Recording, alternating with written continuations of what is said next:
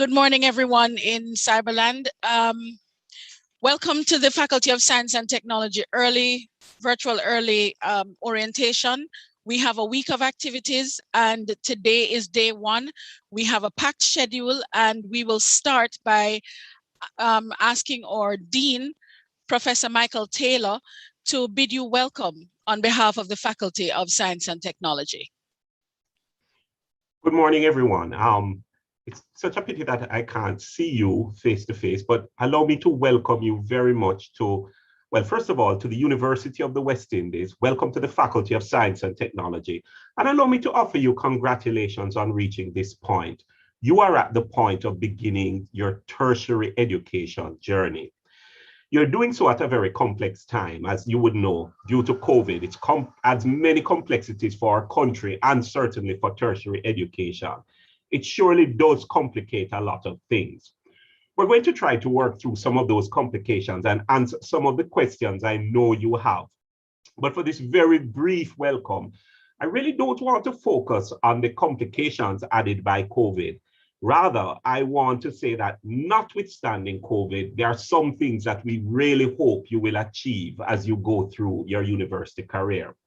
I'm sure if I could look on your faces, I would see a mixture of things: nervousness and anxiety, fear and trepidation, unbridled joy and happiness at just reaching this point, confusion, determination.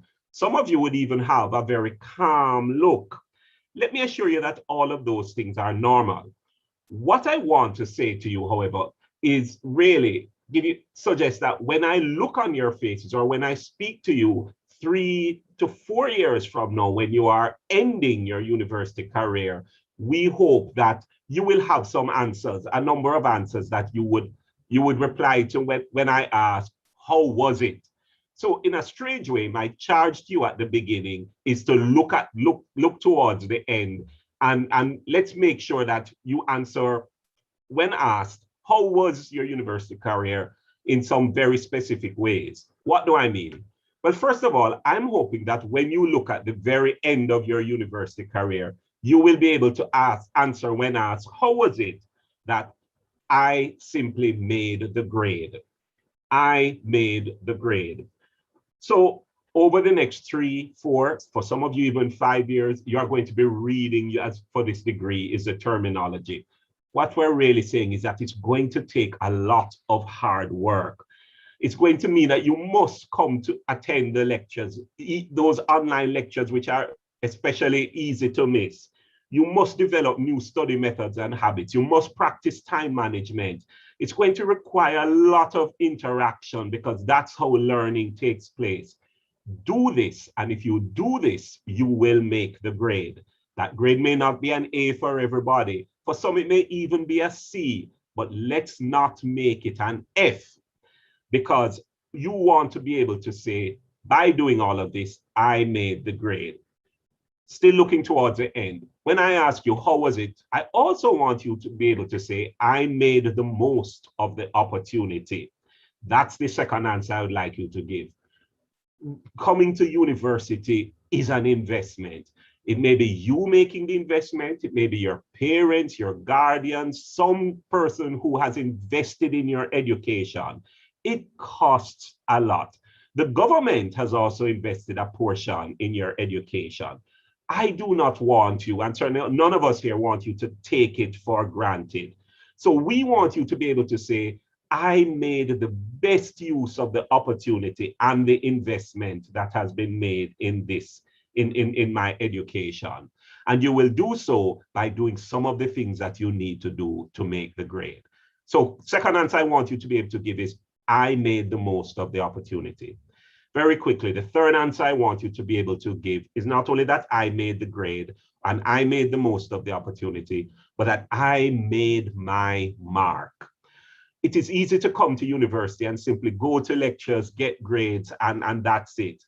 But we want you to make your mark as a student of the university. Everybody has a unique mark to make. So we want you to make sure that your lecturers know you, that, and certainly the mark we want to make is not a physical mark on a wall or a desk, but we want to make sure that your lecturers know you. We want you to get a full university experience by joining one of the myriad of clubs that are out there. And you will hear about some of them during either this or during the orientation activities. We want you to win an academic prize. There are several academic prizes offered in subject areas, the Dean's Honor Roll. Make sure your name is on one of those lists. But we also want you to make your mark as a polite and respectful human being who got involved in student governance, your department, your faculty, or at the university level. The third answer I want you to be able to make at the end is, I made my mark. And the last answer I want you to be able to make at the very end is, I was made by the University of the West Indies. Whatever do I mean? Well, it turns out that when the university has a goal that when you transition through university, you will bear the marks of a distinctive UWI graduate. What are those marks? Clear and critical creative thinker, effective communicator, IT skilled and information literate, innovative and entrepreneurial, globally aware and well-grounded in regional identification, socially, cultural, and environmentally responsible, and guided by strong ethical values.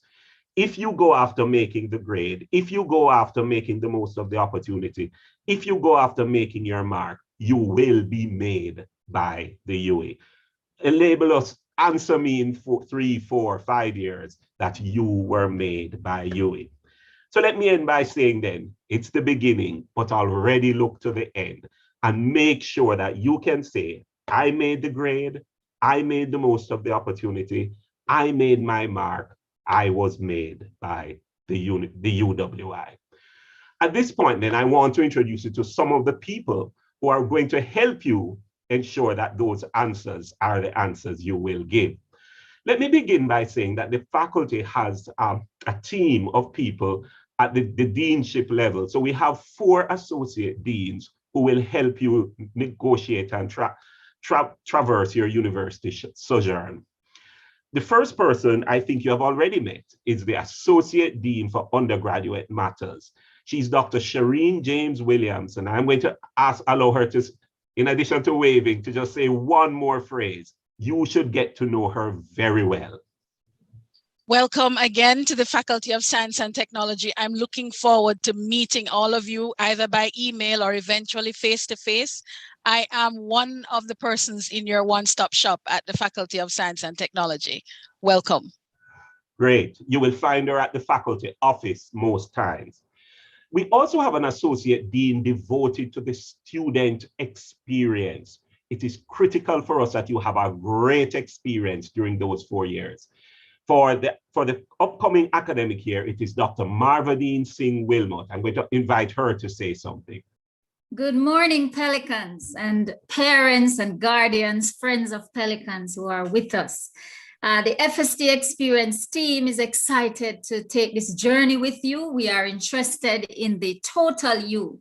And I want to add to what the dean said. You know, you're gonna say, I made the grade. I made the best use of the opportunity.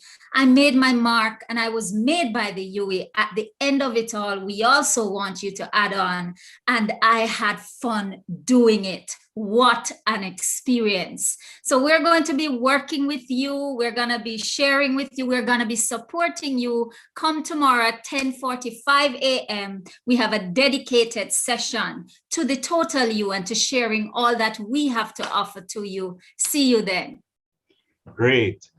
Good. Make sure you get to know Dr. Singh Wilmot as well and participate in the FST experience.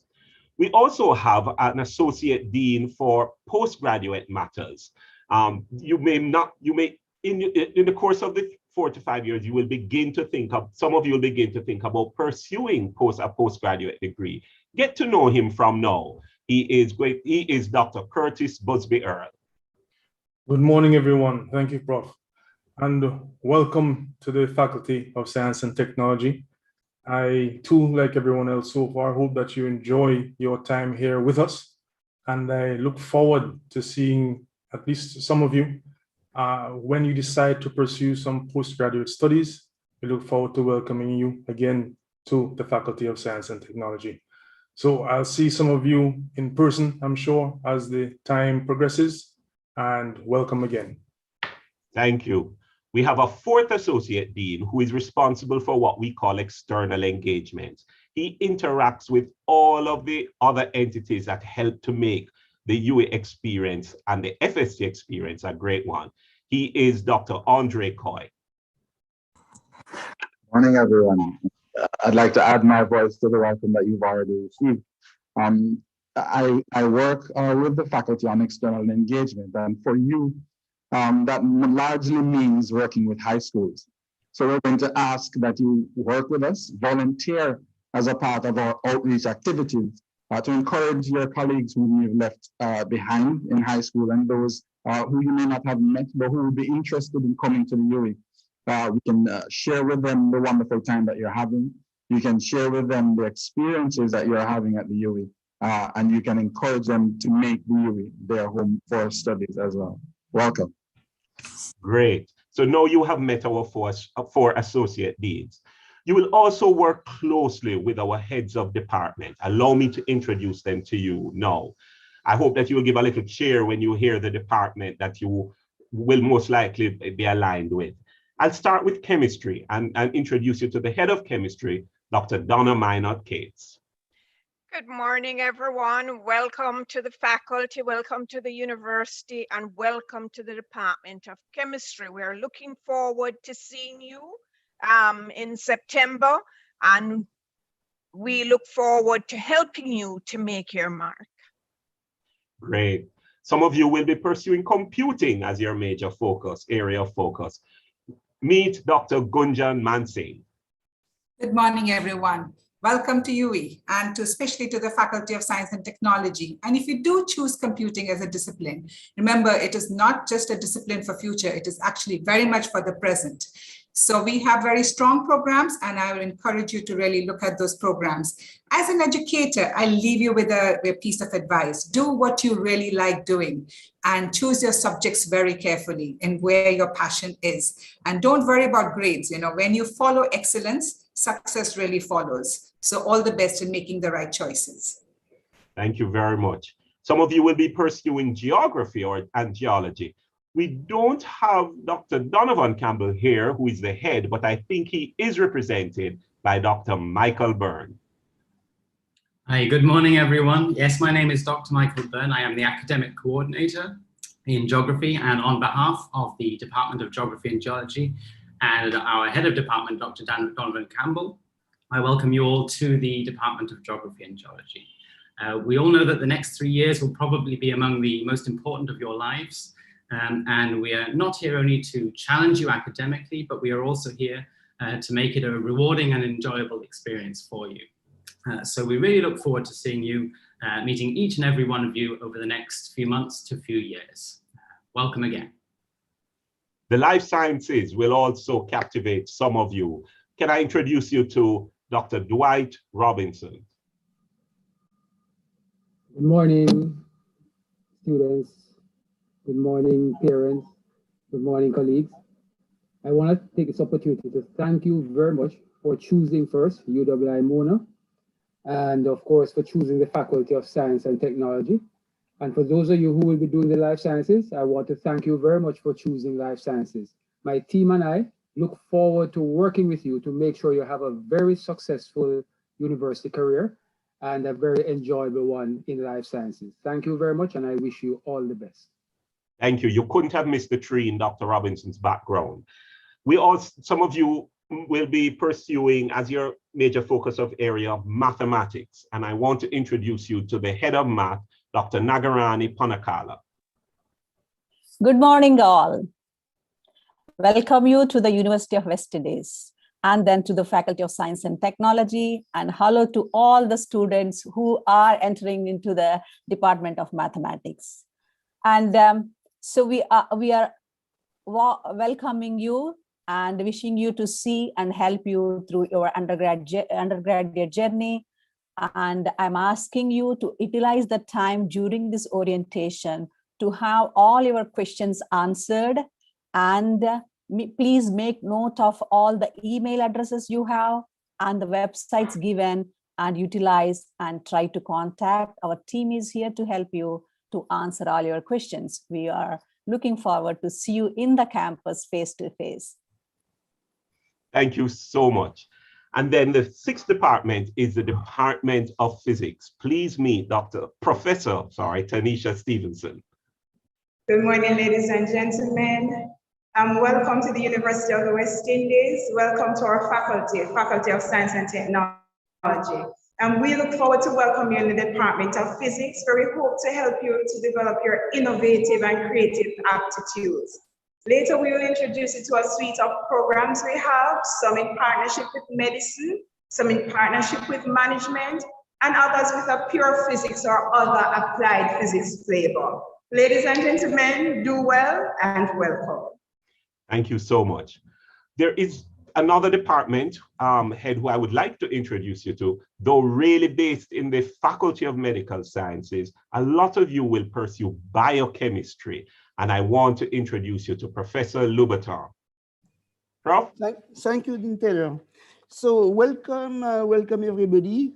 I would like to bring the greetings of the Department of Basic Medical Sciences. So the department is divided, if you want, for the lecturers, for the academic staff, between some academic staff teaching in FMS, in the Faculty of Medical Sciences, and the other academic staff teaching in FST, Faculty of Science and Technology, particularly in microbiology and biochemistry. So it's important for you because if we are going face to face, you will have your labs of biochemistry in the building, okay? And it's also important because we have a number of postgraduate students. We have about like 40 graduate students, and a number of these postgraduate students are coming from FST, yeah? Particularly working in biochemistry or related disciplines. Okay, so again, welcome, and hope to see you soon. Great. Now you know the management team of the faculty, the associate deans and all the heads of department and heads of relevant departments. There are so many other people that you will meet, the undergraduate coordinators and others, but as you go throughout the orientation period, they will be introduced to you. Allow me to introduce one last person who I think will be critical. In the faculty office, we do have an undergraduate coordinator. Many of you will have already interacted with her, received emails from her, or you will continue to interact with her. You'll meet other members of the faculty office in time, but let me introduce you to Mrs. Nadine McEwan. Nadine, if you can say hi. You're muted, Nadine. Sorry about that. So welcome everyone. I'm so delighted to have you around. I'll speak with a few of you via emails already, and I must say I'm looking forward to personally meet you. I hope your journey here will be an exciting one because the University of the West Indies is an exciting place that it has everything that you offer. So just come, relax, focus, and get on board and get that degree and get out of here. Despite the fact that we will love to have you around, but work hard and make your transition out of this place. Once again, welcome, my dearest. Bye. Great. So that's it from us for this first part of the orientation. Remember my charge. When I meet you 3-4 years from now, you must ask you, how has it been? Remember to give me these answers.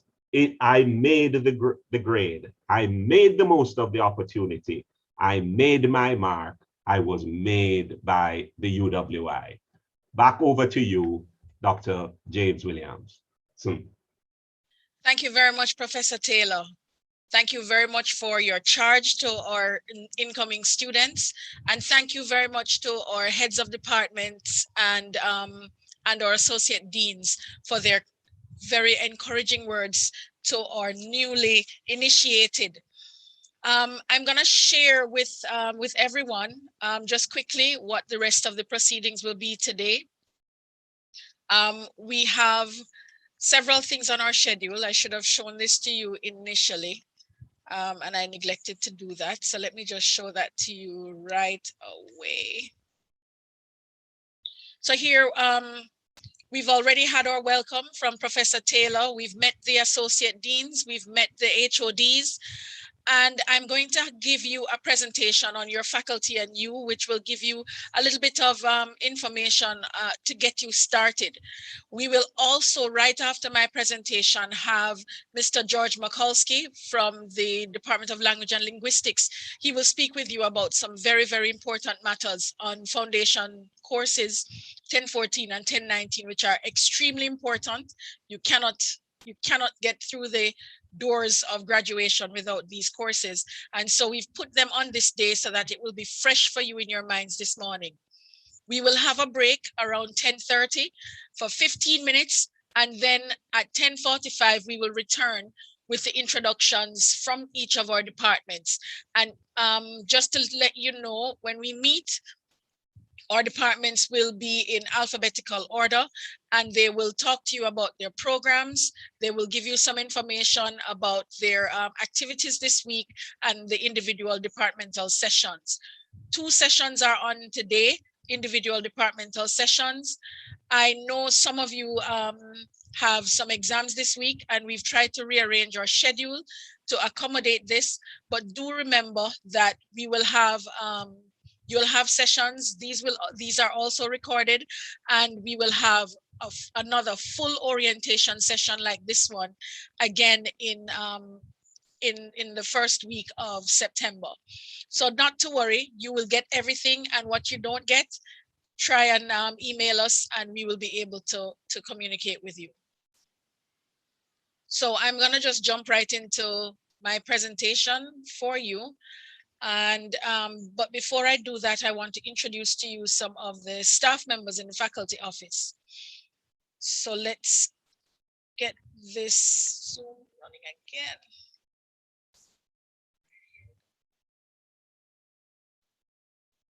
All right. So in the faculty office, we have several persons who you will encounter. And some of these persons include, you've already met Mrs. McEwen. You will also meet Omar Holness. Omar, can you show us your screen so we can see you? And while Omar is doing that, you will meet on occasion Mrs. Terrian Collins Frey. You will also meet in the faculty office Miss Novian Davy.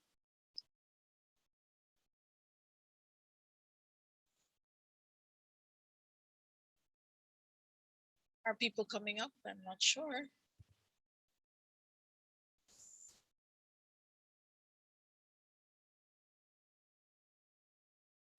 All right, well, we'll wait for them to come up. And in the meantime, I'm gonna just go into this presentation.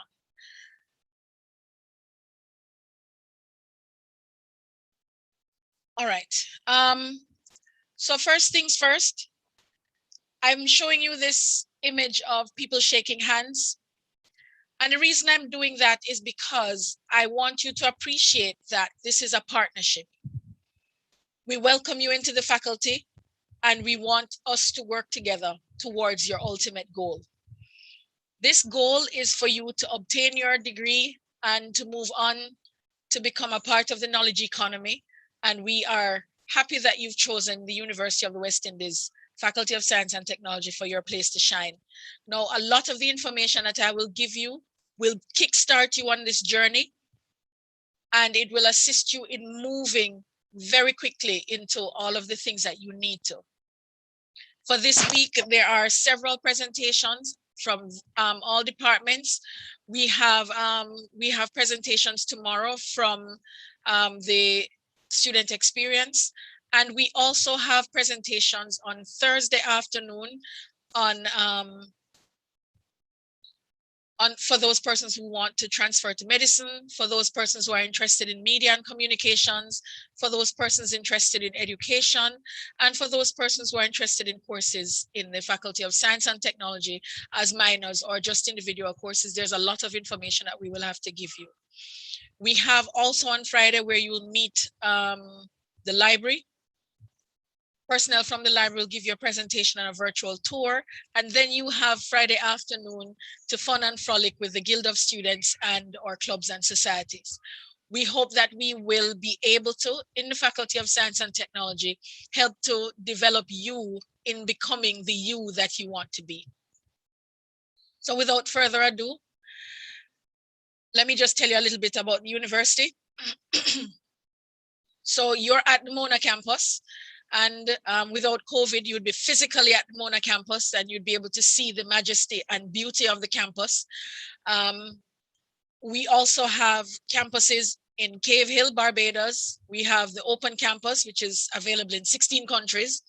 We have campus in St. Augustine, and our newest campus is Five Islands, which is located in Antigua and Barbuda. The university is governed by a council, and at the regional headquarters, we have our chancellor, vice chancellor, and of course, the pro-vice chancellors are, for example, our principal, we have our registrar, and we have bursars, and I will show you some of that shortly. So this is our little chart that shows how everything is. We have 7 faculties. This campus is led by Professor Dale Weber. We have the Faculty of Engineering.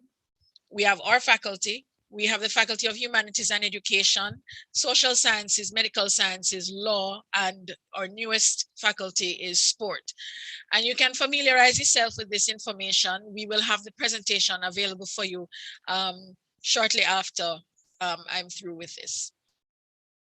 And you've met our heads of departments, so I'm not going to go through that again, but you've met everybody and you will be able to interact with them during our departmental presentations this week. So some very quick terminology. So the faculty consists of many departments. Each department is led by a head, and the faculty itself is led by our dean. Each of our department pertains to a particular discipline or subject area, and these subject areas will host one of your majors. A major is a combination of several courses within a department.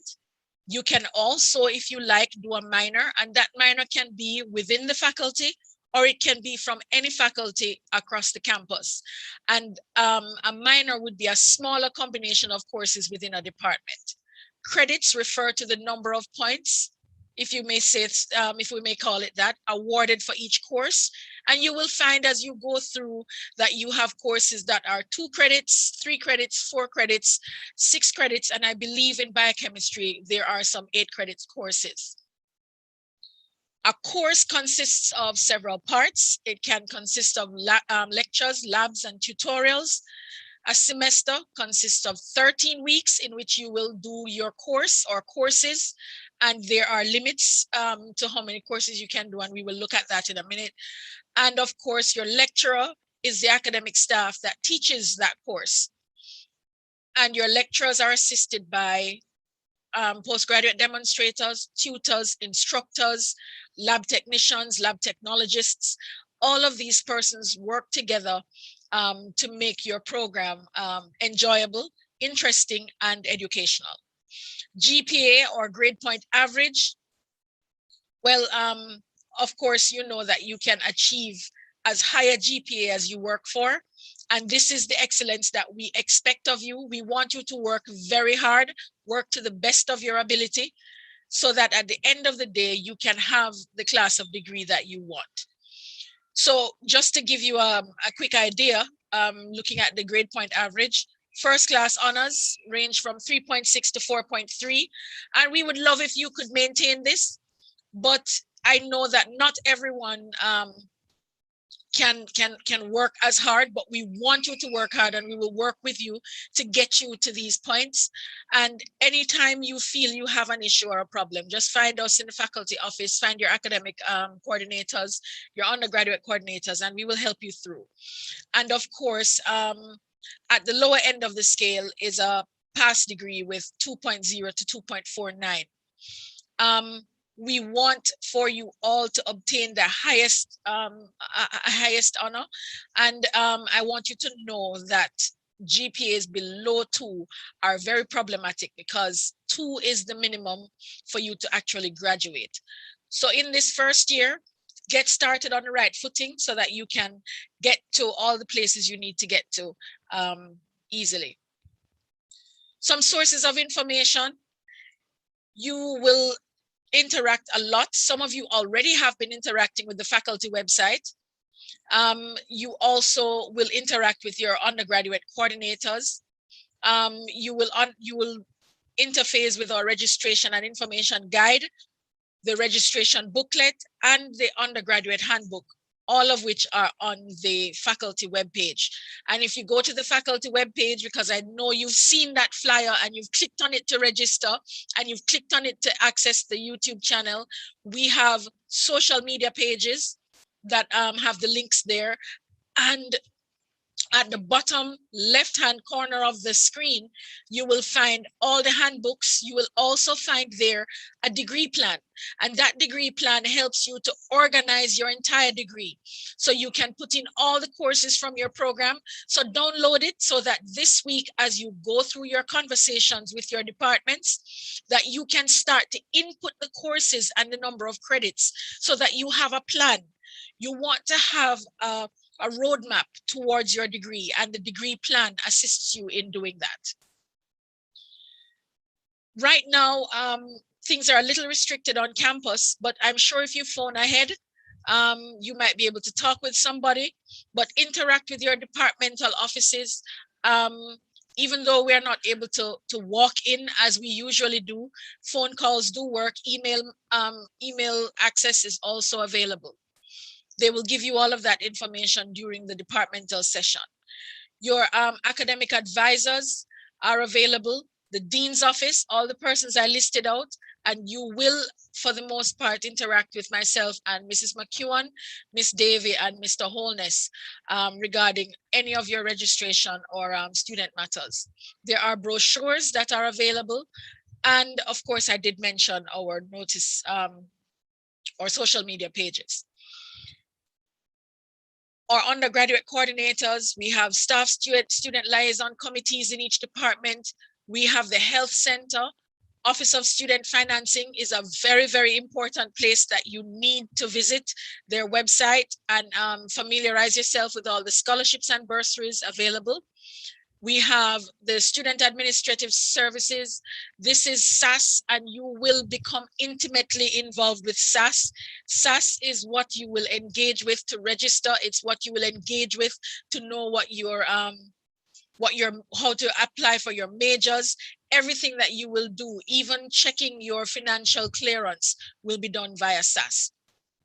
Placement and career services will become important for you because they are the ones that prepare you for the world of work. And Office of Student Services and Development is hinged in the university to assist you with your transition. They have a first-year experience program, they have mentorship, and so on. The registry information systems, affectionately known as student records, admissions, and the International Students Office are important aspects of your university life that you will need to interact with. And last but not least is our examination section. Examination section, it goes without saying, this is where all our exams are administered, and this will become extremely important because this is how you matriculate through the university, by doing exams. So go to the exams website and familiarize yourself with everything that is there. Within, you will meet all of these persons. I'm gonna skip this slide because you're gonna meet these persons in a little while, but just remember that there are persons in each department that you will have to communicate with where you have any academic issue or where you need academic advice. So these slides will be available to you and you'll be able to interact with them. And you will see all of these persons when you go to your departmental sessions a little later on today and during the week. So each department has many majors. Students must satisfy at least one major in the Faculty of Science and Technology. So when you decide on your major, because I know some of you are still undecided, I saw that from the registration that many of you are still undecided. hopefully you will decide, maybe not immediately, but you will select a series of courses that will help you to be able to select your major. Because since you haven't identified a major yet, you won't be able to do that until the end of your first year. So you must do your major in FST. If you're an FST student, you must do your major in FST. And most majors are about 30 credits. Some programs have more. So just make sure you look in the handbook and make sure to familiarize yourself with that particular major that you're interested in, and fill all the information out on your degree plan. Why do you need to do this on the degree plan? Because when you input all the courses for your major, you will not yet get to the number of credits that you would need for graduation. So you need, of course, your level 1 or your first year courses. These are the courses you're going to do now. Then you will need 30 credits from your major, and you need 60 credits overall from your second and third year, or your level 2 and level 3. And those 60 credits, along with whatever you have in your first year, will total up to 93 for you to be able to graduate. That 93 is the minimum. If you do a minor, most minors require you to have 15 credits, which is about 5 3-credit courses. And these are usually from the second and third year of your program. So you can combine a major with 1 minor, or a major with 2 minors. Some people go the route of doing a double major. Most times this is discouraged because some people don't understand how much it requires, because you can't do a double major within the 3-year program. And so you would end up having to stay an extra semester or an extra year just to qualify. But if you are considering this, please seek academic counseling. Though you will seek academic counseling for everything, it is necessary for you to seek academic counseling for all the programs, all the sessions that you would like to take throughout your university life. So we have some minimum requirements. You'd have already been admitted into the university, but maybe some of you don't understand some of what you've been given. So if you have been given a preliminary offer, you have a 4-year degree. If you have been given a lower level matriculation, having come through International Baccalaureate or SATs, it means that you are doing a 4-year degree. So once you come in with CSEC, you're going to be in prelim and you're going to be doing a 4-year degree. If you have only 1 CAPE or 1 A-level, you will normally be doing prelim and possibly 1 level 1 course. And a lot of this you will get some details on when you go to your departmental sections. But just remember, if you came in only with 1 CAPE, that's what it means. And it says that you have a preliminary offer. It is because you have to do prelim in order to be able to matriculate it properly into level 1. If you have 2 or more CAPE or A-level courses, or you have normal level matriculation from your International Baccalaureate or your SATs, you will come in at the normal level. Some people want to do prelim because they want to better their scores. Maybe they want to get into medicine or something, or they, but certainly your normal level matriculation takes you directly into level 1. You cannot repeat a course that you've already passed. So once you go through your level 1, if you got a C in chemistry and you are unhappy with that C, you can't redo that course. You just have to keep moving on. Okay, you're not allowed to redo courses that you've already passed. In terms of number of credits per semester per academic year, for example, if you are full-time, the minimum number of credits that you will have to take per semester is 15. For the entire academic year, you have a maximum of 33 credits, because in the second semester, you can add a foundation course. So you can take up to 18 credits in the first semester, and we can grant you up to 21 in the second semester. If you are part-time in the Faculty of Science and Technology just means that you're taking fewer credits. So you are taking 12 credits or maximum 12 credits. You can take less. But remember that the number of credits that you take and the number of courses you take impacts what you can take in your level 2. So make sure you talk about this when you go to academic counseling. If you are part-time, you can do 12 credits in semester 1 and 15 credits in semester 2, giving you a total of 27. But part-time does not mean that you come in the evening. It just means that you're doing fewer credits. And because you do part-time, then you pay per credit. So some people might opt to do fewer credits. In fact, if you even if you're full-time, you might opt to do fewer courses because and go towards a 4-year degree rather than trying to pack your schedule so much that you are not able to function well. But again, you can talk to us in the faculty office about those kinds of options and during academic counseling to properly organize yourselves. You know your abilities and you know what you can handle. Students on scholarships, however, or those who are living on hall may be required to register full-time. Most times you cannot be a part-time student if you are on scholarship. Because there's a presentation on foundation courses, I'm not going to spend a lot of time on Foundation 1019 and 1014 because Mr. Mikulski will come and talk about that. But certainly we can talk about the other ones that you will need to do, right? So I'm not going to spend time on that because somebody's going to come and give you a full-length presentation on all of that. There are 2 other foundation courses, and before we go on to those 2, I must point this out because we have issues with this from time to time. You can replace a foundation course. You have Foundation 1101 and Foundation 1301, and you can replace one of these with a language.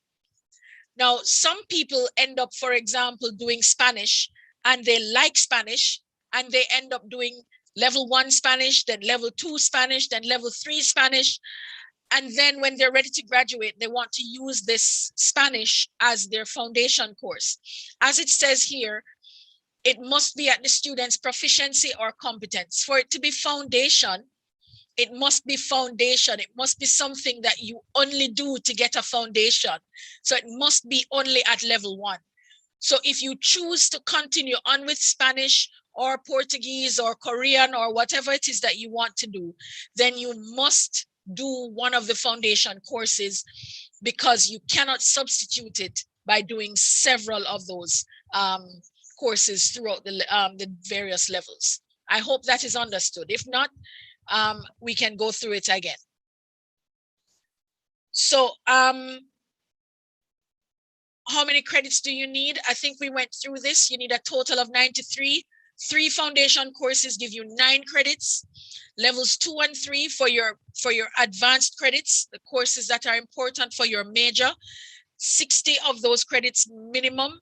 And then in level 1, you need 24 credits to be able to matriculate and to be able to get into your level 2. So you need 24 credits, 18 of which must come from Faculty of Science and Technology. Some people try to do psychology and education and other things, but you must do 18 credits from the Faculty of Science and Technology to actually qualify for your degree in Faculty of Science and Technology. Okay, so you must satisfy 1 major. You must have 60 credits that are advanced credits, and you can take some of these credits as free electives as long as you satisfy your major. And at the end of the day, it must be 93 credits or more. Less than 93, you're gonna have a problem. This is why it is very, very important for you to fill out the degree plan, because some people get to the point of graduation and they're missing 1 credit because you didn't add it up properly, or you didn't check it because you didn't write it down. So please, please, please make sure you fill out your degree plan and bring the degree plan with you to academic counseling so that you can ask the right questions and you can be provided with the right answers. All right, we mentioned GPA before. One thing I have to mention here is that if in any one semester your GPA is less than 2, you're going to receive a warning. Now, I know that this is a sore point to start off our conversation, but I can tell you all the positives and I can tell you all the things that you need to do to make the grade. But you need to also know where the bar is, where the barrier is, where the line is that you must cross. And that line is a less than 2 GPA. Okay? Now, if you get a less than 2 GPA in any one semester, you'll be given a warning. So you get sent a letter to remind you that, listen, 2.0 is what you need to get. You fell short of that, work a little harder, right? Then if you get a less than 2 GPA in a consecutive semester, then you'll get a letter that requires you to withdraw. Now, there are mechanisms within the system to assist you in moving forward from that, that requirement to withdraw. But since we're not going to get to that point, right, because we're going to catch ourselves and you're going to seek assistance and you're going to work hard, we're not going to need to have to get to the requirement to withdraw. But if that happens, which we don't want it to, just find me or find Miss McEwen and we will talk about it and we will find a way through. There are mechanisms within the university to deal with this, because we know some people have extenuating circumstances and things may not go as planned, but we are going to aim for above 2 GPAs, and that is added to your charge, okay? Above 2 GPA for this. Let's try for the first semester, okay? The pass mark is 50%, and some people see 50% and go, oh, that's easy. 50%, we can get through that. But if you aim for only 50%, you may not hit the mark. And remember, you want to hit the mark. You want to make the grade, right? So we're going to aim for the highest we can and work through doing all of our labs, all of our field work, all of our exams, and all of our tutorials, submit our work on time. We're going to do well, okay?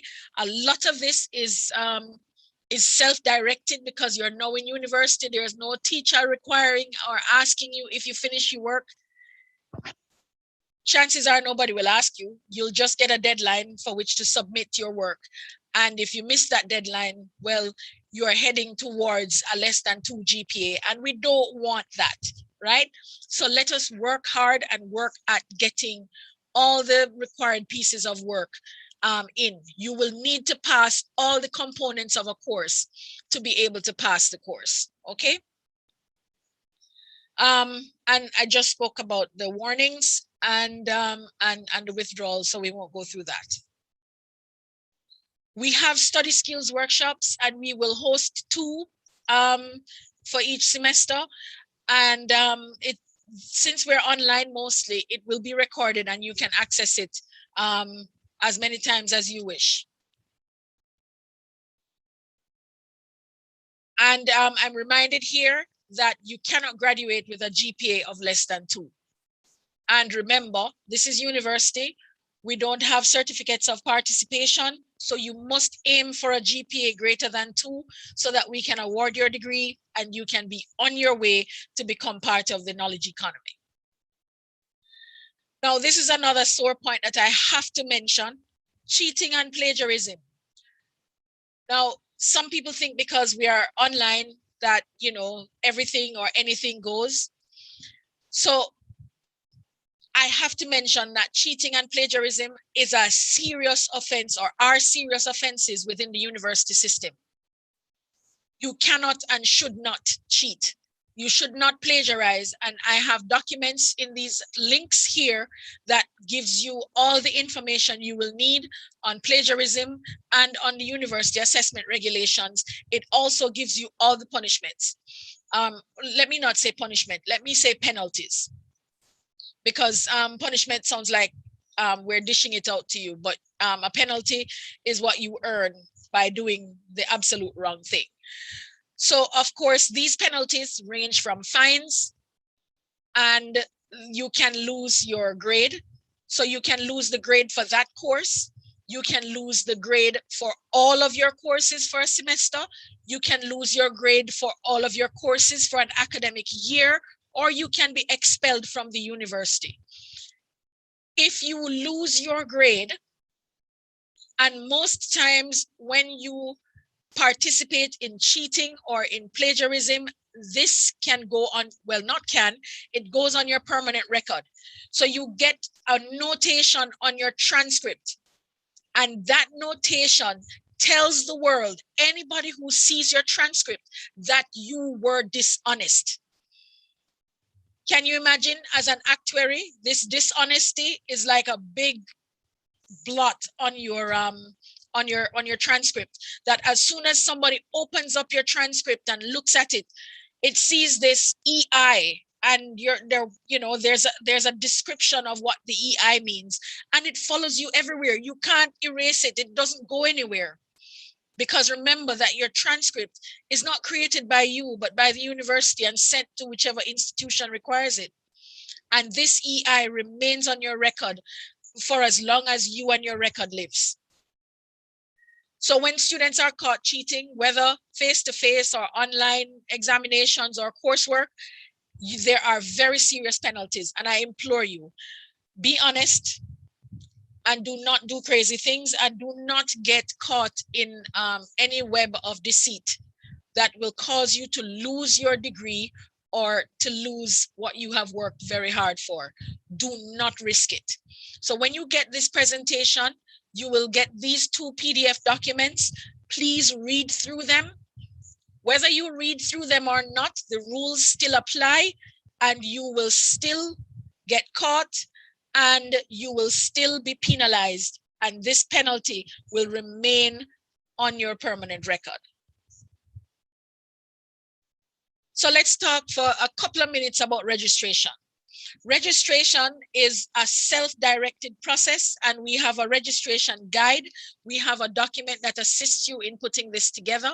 And for the purposes of this presentation, I'll just show you a couple of screenshots about how you go about it. Even if you don't want to select your courses, registration does not open until the 15th of August. But you can, once you are able to log in, you can go on and just navigate and have a look. So for registration, you must have your ID number and a password, okay? You would have been able to log into the university system. We can check that by now. And you can add courses. Just make sure you select the correct semester and find the right CRN that matches the course and the course time that you want to take. For your purposes, and I must mention this, you cannot and should not be registering for any course with MEX in front of it. MEX means exam only. So you cannot register for any course with MEX. You cannot do exam only for a course you've never taken. Okay? So when you see MEX, just move on to the next course or the next course section. Make sure that you register for all course sections.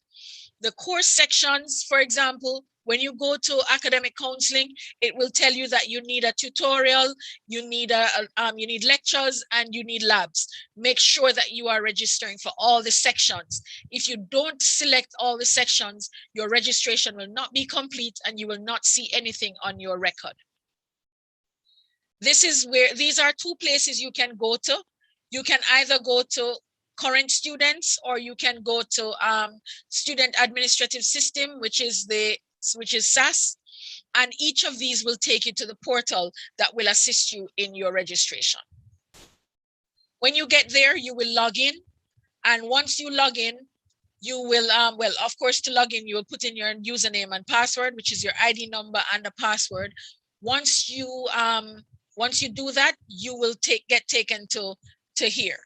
Once you go here, go to student services, and you should be able to begin your registration by selecting the individual courses. You have to select the courses one at a time. So what I would suggest for you is do it the old-fashioned way. When the system opens on August 15th, just open up your browser, look for all of the courses, see where they're offered, and draw your timetable the old-fashioned way to make sure you don't have clashes, right? We were fully online in the last part of the 2019-2020 academic year and fully online last academic year, but we should be doing not completely online in some cases. And what you need to be able to do is ensure that you're not clashing. When we were fully online, you probably could entertain a clash because you could go and watch a video. But I would suggest to you that you make sure that there are no clashes and that you can function well. And of course, you'd click on registration and you'd select your term and all of that. When registration comes around, you will get an email from us advising you of sessions to assist you, and we will walk you through it while you are on your computer, much in the same way that we're doing this orientation session, okay? The platform that we use for our online learning and for almost everything that you will do in your university life with us during your first degree is going to be on OUR-VLE. What is OUR-VLE? It stands for our virtual learning environment. This is where you will find once you register for your courses, you will find your courses there, your course outline, your lecturers will post their lectures, your tutorial assignments, your in-course tests, your lab manuals, everything will be here. In fact, when you do your assignments, they're uploaded to this portal, and this is where everything takes place. Okay, so you need to be familiar with OUR-VLE, and as soon as you are able to access your a username and password to get into the system, you'll be able to manipulate OUR-VLE and see how it all runs. So what you will need, there are some minimum requirements for hardware, preferably a laptop with 8 GB of RAM, 128 GB hard drive, and at a 12-inch screen, at least at the bare minimum, and it should be running i5 or an equivalent processor. Some people have used tablets, some people have used their phones. This is not ideal. And if you're doing courses like computing, you will have some additional requirements for those particular courses.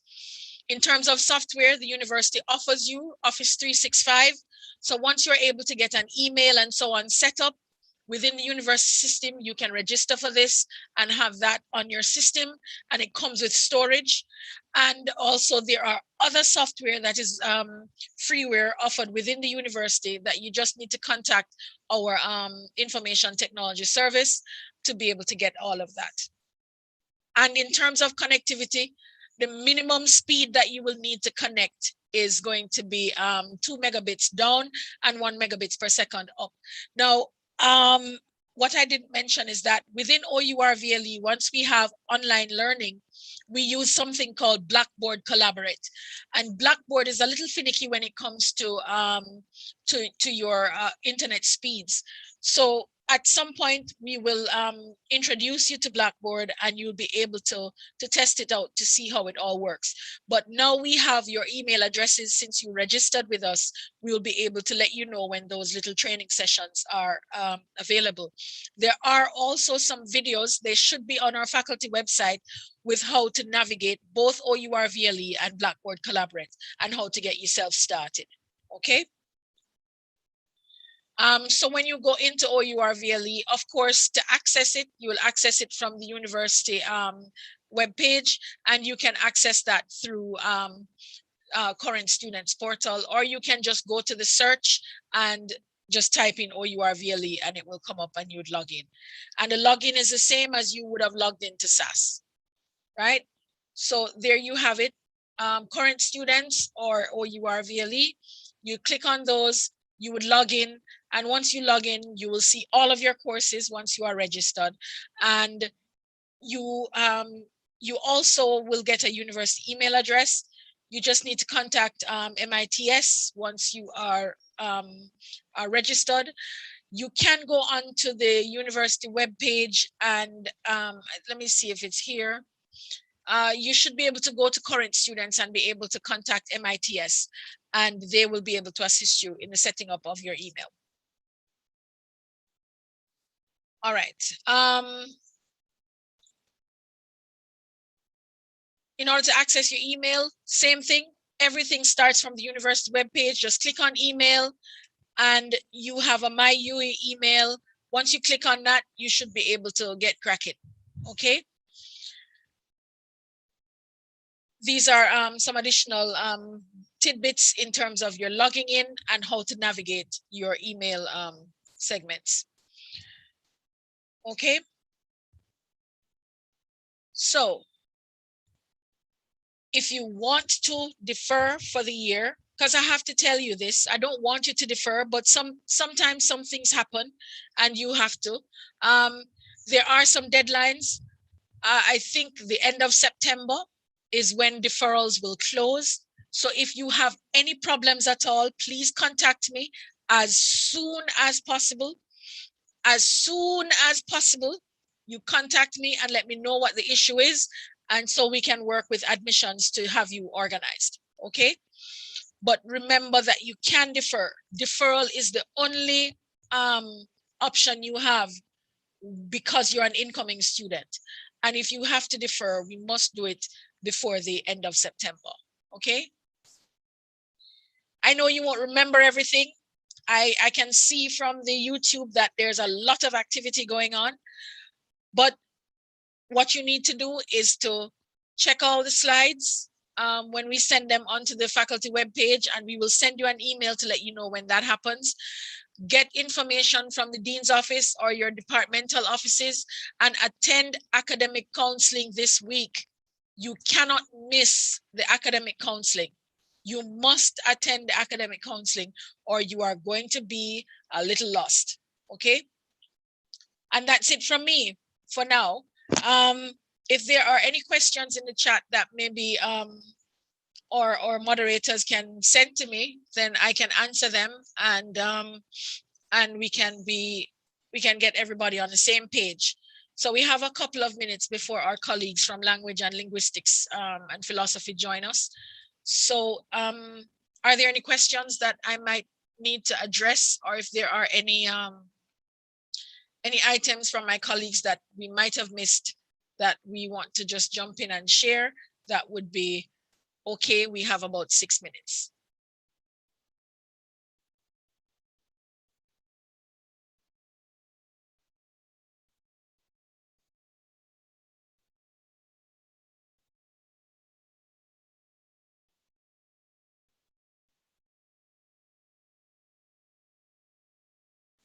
All right. No questions from our moderators? All right, awesome. Is George with us yet? Yes. Good morning, George. How are you? Hi, I'm great. Good morning. Faculty of Science and Technology. Thank you. Thank you so much for having me. Yes, we would normally have Jasmine with us, and so we're very pleased to have you and have you represent your department and to assist our students during this orientation process with their foundation courses and how to go about organizing themselves for them. I know you're a little early, but I think you can go ahead. Okay. It just means we will probably get to our break a little sooner. Okay. So without further ado, please join me in welcoming George Mikulski from the Department of Language, Linguistics and Philosophy, and he will be talking with us this morning about Foundation 1014 and 1019. Take it away, George. All right, thank you so much, Dr. James Williamson. Thank you so much, and welcome to our students who are here. Good morning, colleagues. Good morning, everyone. And thank you so much for inviting me here to speak about these or the courses offered in our section, or in our department, really.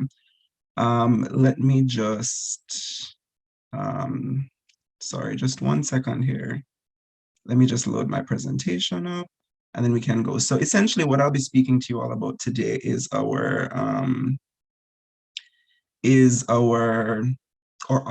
foundation writing courses, specifically those for science, medicine, and technology students.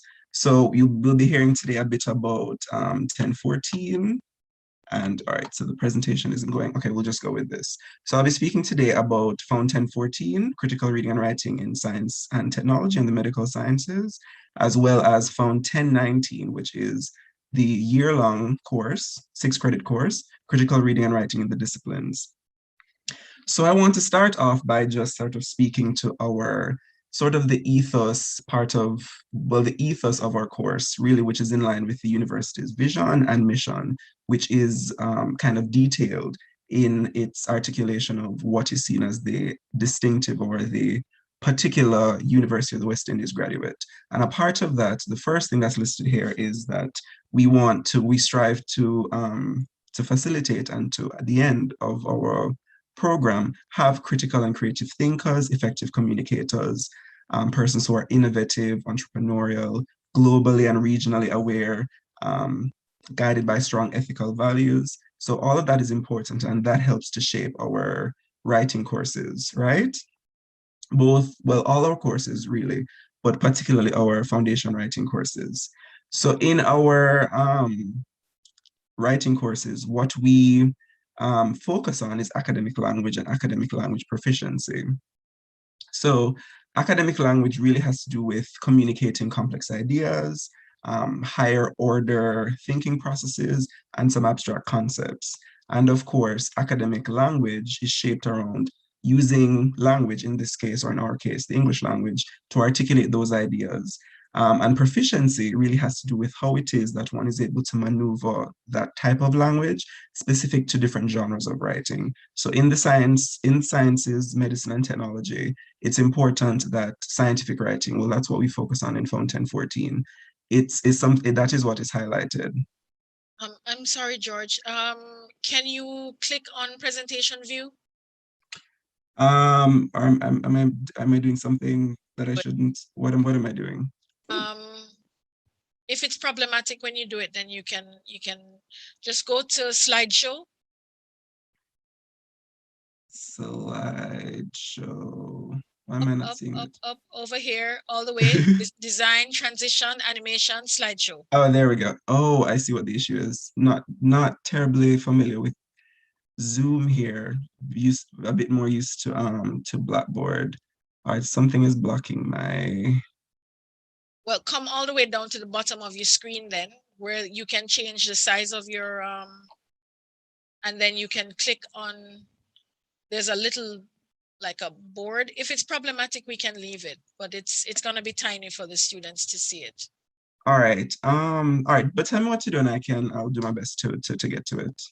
All right, at the bottom of your page, where it tells you the slide number, and you can change the size of your screen all the way to the end, you will see 4 little icons, and come over to the last one on the right. I'm come sorry. back down. Oh, what am I doing? What's happening? I don't know, your cursor is moving all over. Online. Okay, so let's kind of stop sharing for a second. All right. What's happening? If you stop sharing. It happens online, doesn't it? This is what happens sometimes online. Sorry about that. If it's problematic, we can leave it.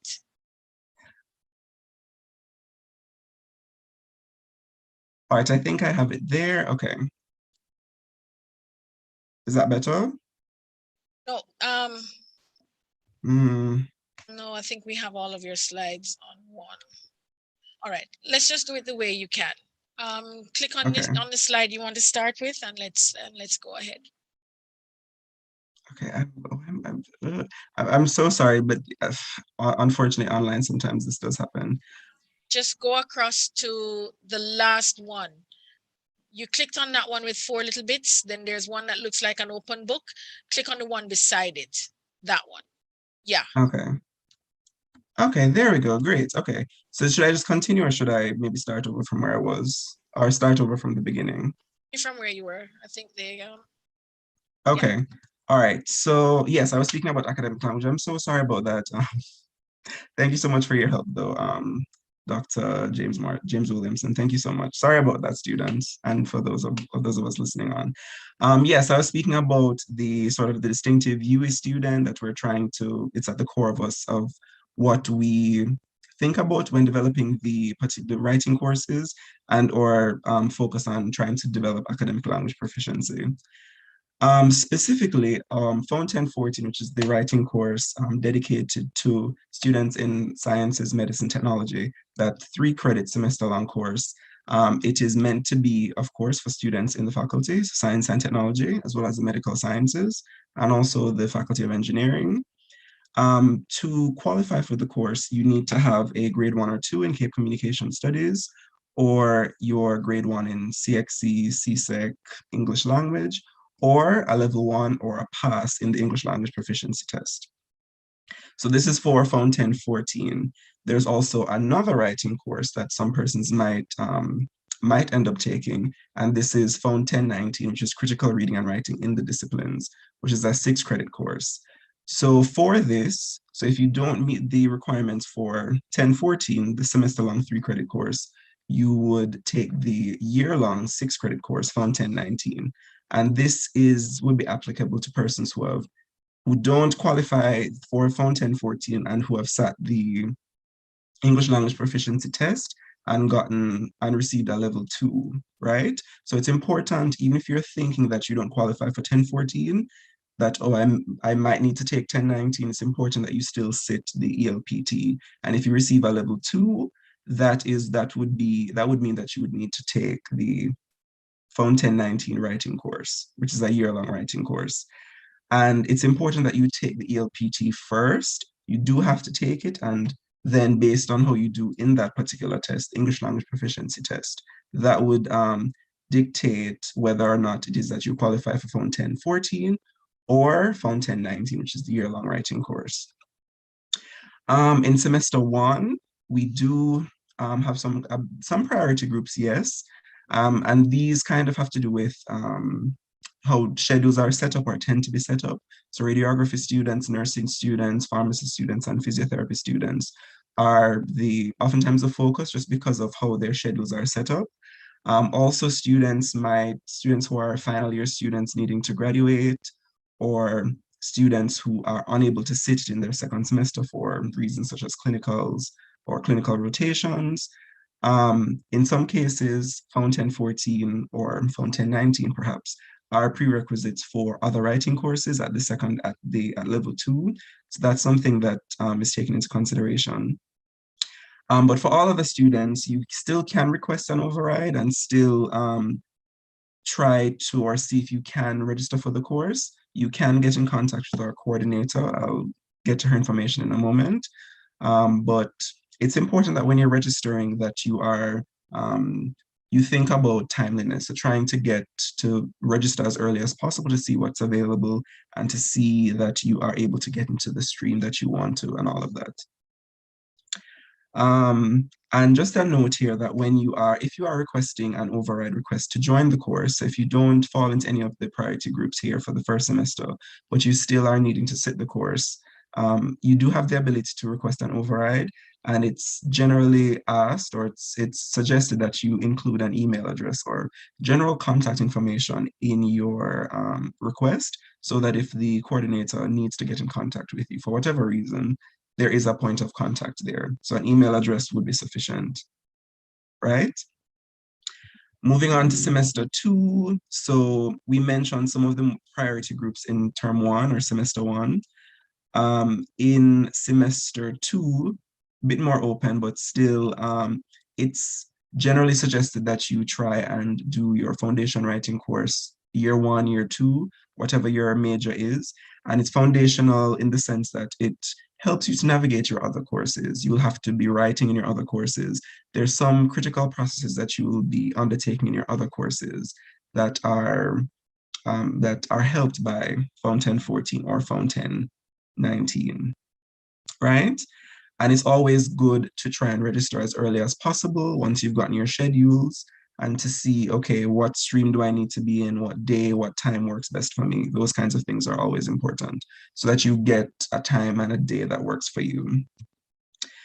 In terms of our lectures, so we begin from week 1, right? Depending on the start of the term. So we begin at week 1. So our first week is we're going right out the gates, right?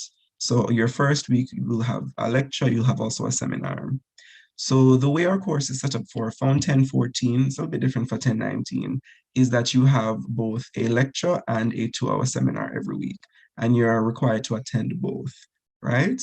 And of course, it being offered online this coming semester, you have the ability, you have a little bit of flexibility to attend maybe a session that you're not necessarily registered for in terms of the lecture. It is suggested generally that you maintain your the stream that you're registered in for the seminar though, right? But every week you need to attend a 1-hour lecture and a 2-hour seminar. Attendance is important, and because of the nature of the course, we tend to do what's called kind of more process writing. So we tend to build on things throughout the semester. And oftentimes, if you miss, let's say, a week or two, it can sometimes hinder that process or that progress.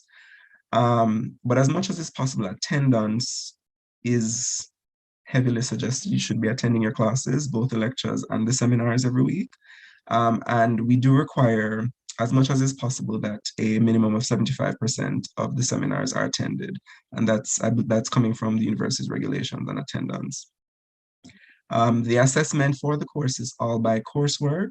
So there's no mid-semester or end of term exam. So it's 100% by coursework.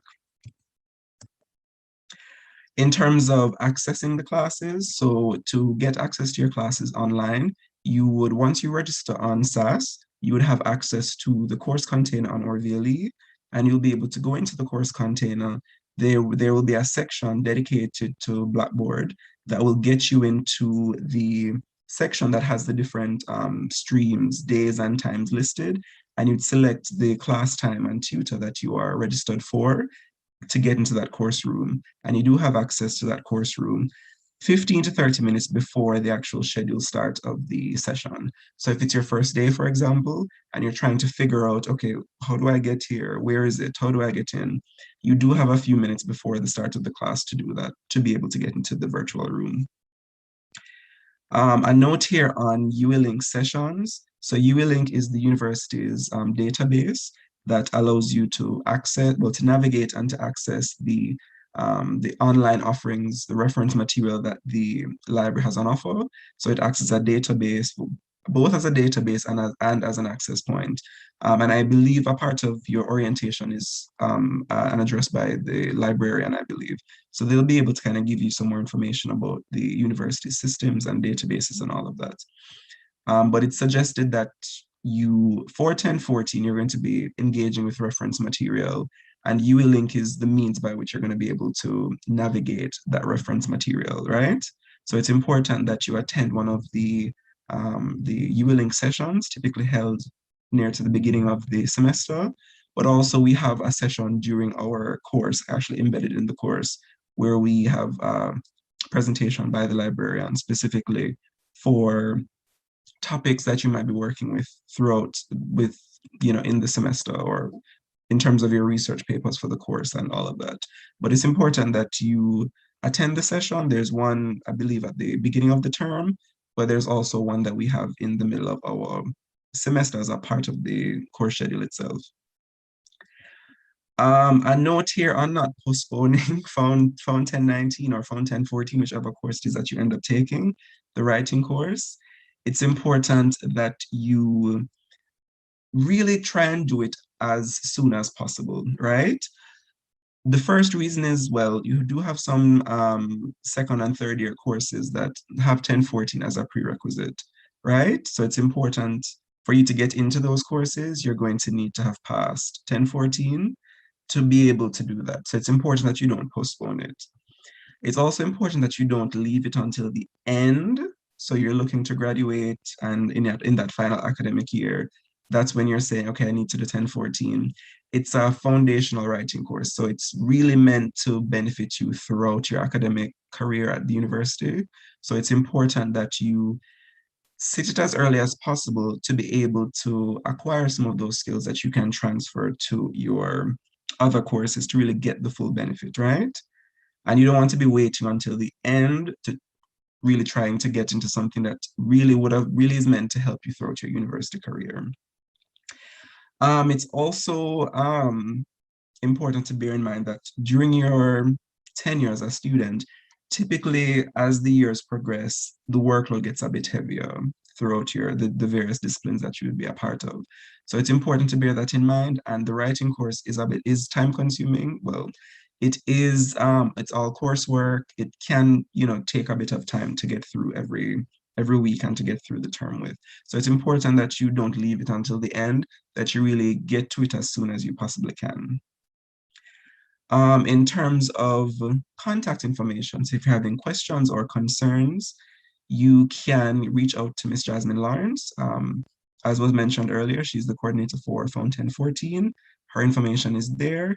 And if you are having questions about Phone 1019, Ms. Lingo is who you'd need to get in contact with. And her information is there, Dijon Lingo, the email address is there. A good quote here by Brad Bray. Important to continue writing, continue progressing and developing. Yes, and that is the end. I wonder if there are any questions. Are there any questions? Thank you so much for your attention. Thank you so much for listening. Thank you, George. There aren't any questions immediately on the oh, okay. On the chat, but I am asked to ask you to stress the ELPT requirement for those students with the low grades in CSEC in English and Com Studies. Just to underscore that, and to and if you have any dates for the ELPT exams, or how the students will be notified about that. All right, so the proficiency test is very important. Thank you for bringing that up. And it's really important if you don't meet the requirements for 1014. So if you don't meet the requirements for 1014, you'd need to sit 1019. But before you do that, you'd need to take the proficiency test, right? And then based on how you score in that, whether it's the pass, level 1 or level 2, that would dictate sort of which direction you go in, sitting 1019 or moving on to 1014. In terms of the date for the ELPT, I believe I haven't gotten confirmation of a date just yet.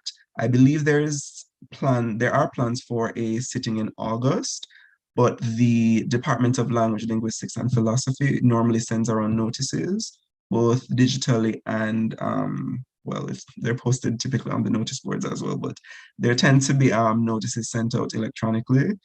Or if there are any questions or concerns about dates, you can contact the department, or Ms. Lingo would be a good person to get in touch with. I can kind of go back to her email address that's there. Okay, wonderful. Thank you very much, George. Thanks very much for taking some time to come and spend with FST for early orientation. And we hope you'll be available for our August-September orientation, so you can come and talk to another subset of our incoming students. All right, Dan, thank you so much for having me, and I wish the best of luck to your students. I know there were some technical issues in the beginning, but hey, thank you so much for having me, and the persons listening as well for listening and attending the session. Where there's technology, it is never without issue. Thank you so much.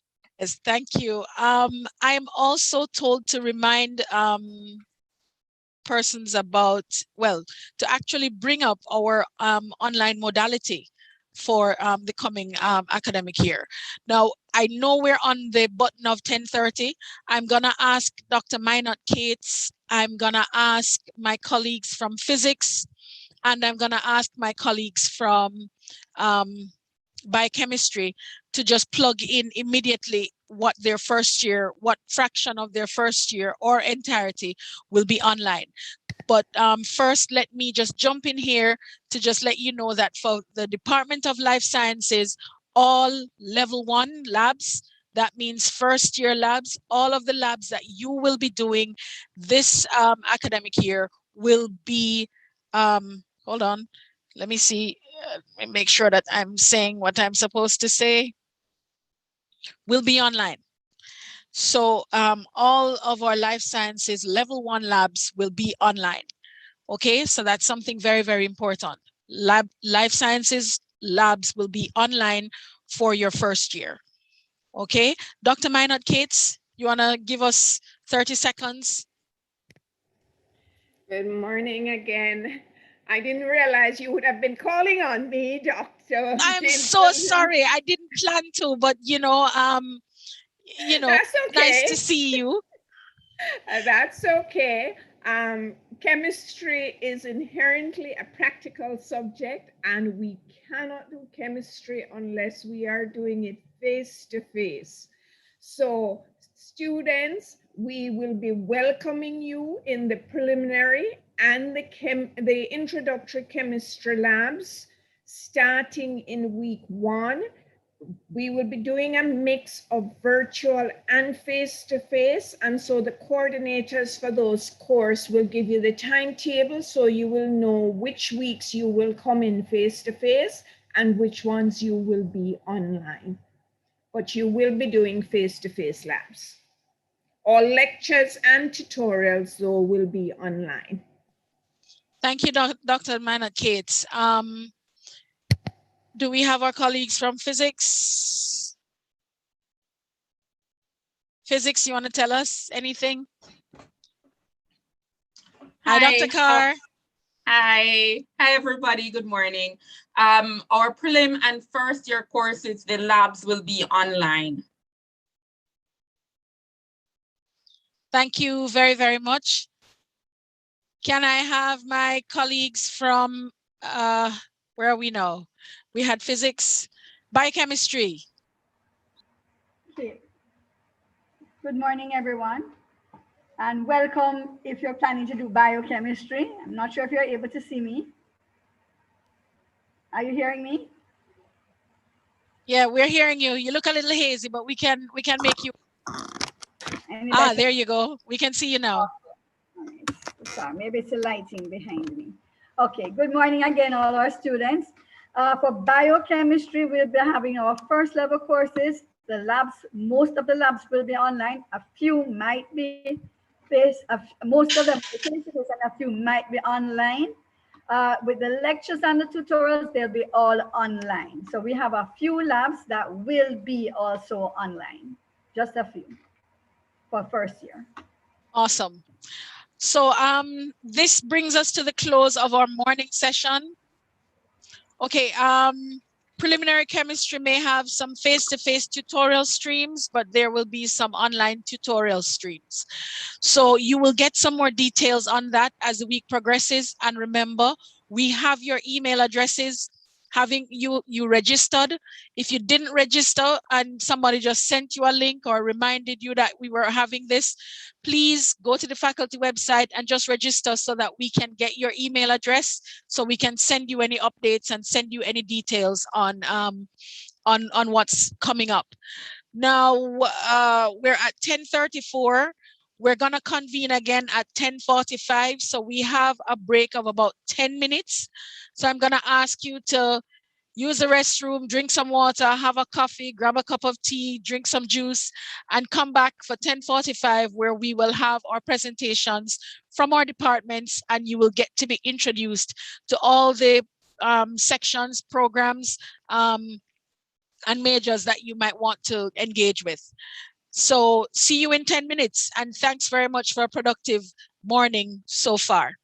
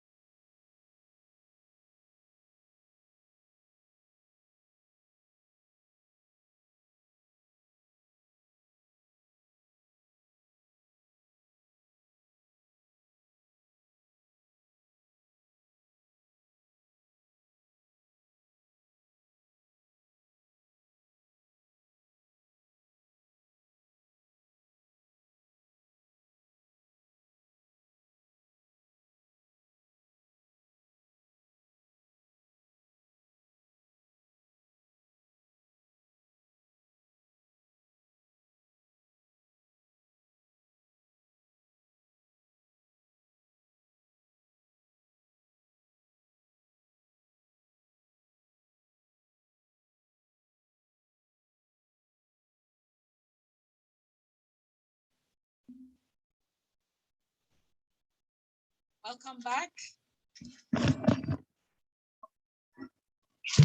Welcome back to our second segment. In this segment, you will be introduced to our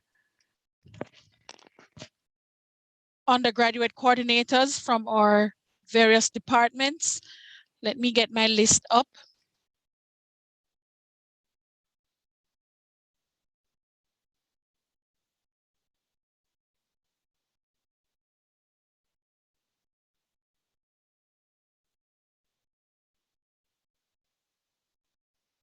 Okay, so let me introduce you very quickly to our various departmental personnel. And we will have each of the presentations in alphabetical order. So for biochemistry, let me see if I can get a view here. For biochemistry, we have Dr. Lindo. For chemistry, we have Dr. Michael Coley. For computing, we have Dr. Daniel Folcom, and I'm going to get them all to turn on their cameras in a second. For geography and geology, we have Dr. Thera Edwards. For life sciences, we have Dr. Gail Prasad, and we have with us also Dr. Frederick Boyd. I think Dr. Boyd will be doing our presentation this morning. For mathematics, we have Dr. Sam McDaniel and Ajani Asaru, and Ajani, I believe, will be doing our presentation this morning. And finally, last but in no means, by no means least, is our colleagues from physics, and we have Dr. Tanya Carr and Dr. Louis Ray Harris. So I'm gonna ask you to put on your cameras so students can meet you. So I'm gonna stop sharing so I can see my screen properly with everybody. Here we are. So we have Dr. Lindo, who you met briefly before the break. We have Dr. Carr, who also you met briefly before the break. You now get to meet Dr. Prasad and her colleague from Life Sciences, Dr. Boyd. Wonderful. We have with us Dr. Edwards, that's Dr. Thera Edwards from Geography and Geology. And you have Dr. Folcom from computing, sorry, and Dr. Michael Coley from chemistry. It is very, very wonderful to see all of you, my colleagues, this morning. And I believe our students will be quite enriched to hear from you. And so without further ado, let me bid you welcome. We will start with biochemistry and move in alphabetical order as we go through all the presentations. And I'll jump in once we're all finished. All right, great.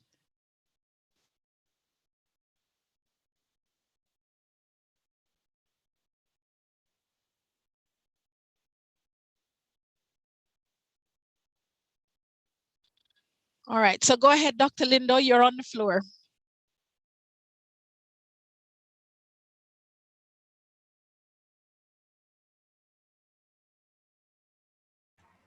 Am I able to share screen?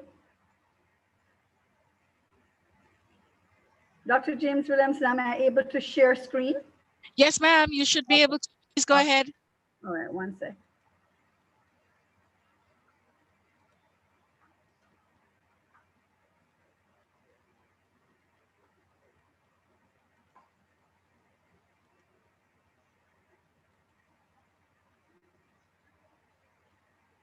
Are you able to see my screen, everyone? Are you able to see my screen, Dr. James Williamson? Yes, we are. Okay, very good. So good morning again, all students. And once you're willing to do and wanting to do biochemistry, then you have a lot of requirements. But just look at the new students coming in, which you are. You're going to have to do level 1 courses. And starting, we offer BIOC 1020, and 1020 is the lecture portion of the course. It's valued 3 credits. Then 1021 is the lab portion of the course.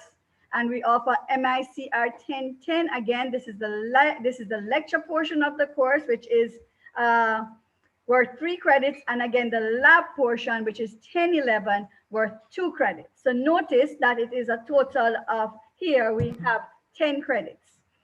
Now, in order for you to be able to continue with biochemistry, you not only have to have those courses, but you also need to have chemistry courses, which is offered from the Department of Chemistry.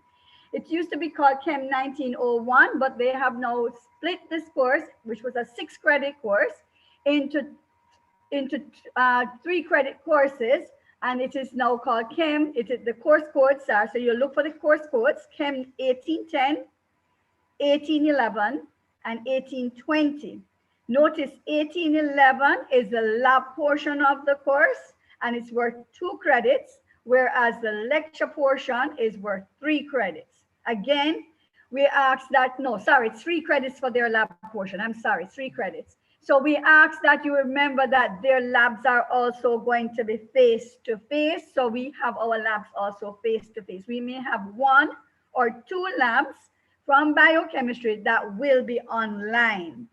So again, you will be required to do BIOC 1020, 1021, MICR 1010, 1011, and the chemistry courses, Chem 1810, 1811, and 1820 in semester 1.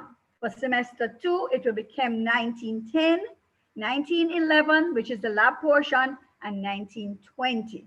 So notice that you're required to do not only the biochemistry courses, but those chemistry courses at level 1 for you to be able to continue in biochemistry.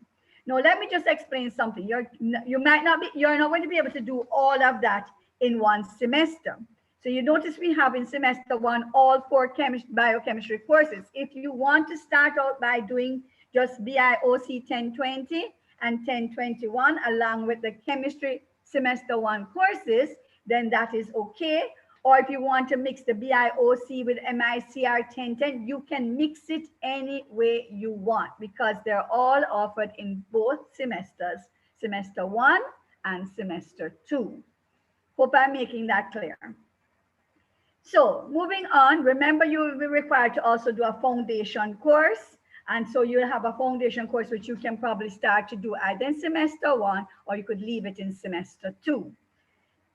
Once you've decided that, yes, biochemistry is the way you want to go and that you will want to continue with a biochemistry major, then in level 2, you'll be required to do in semester 1, BIOC 2040. Now, this is the 1 8-credit course which Dr. James Williamson had referred to. It's worth 8 credits, which means that it has 1 set of labs.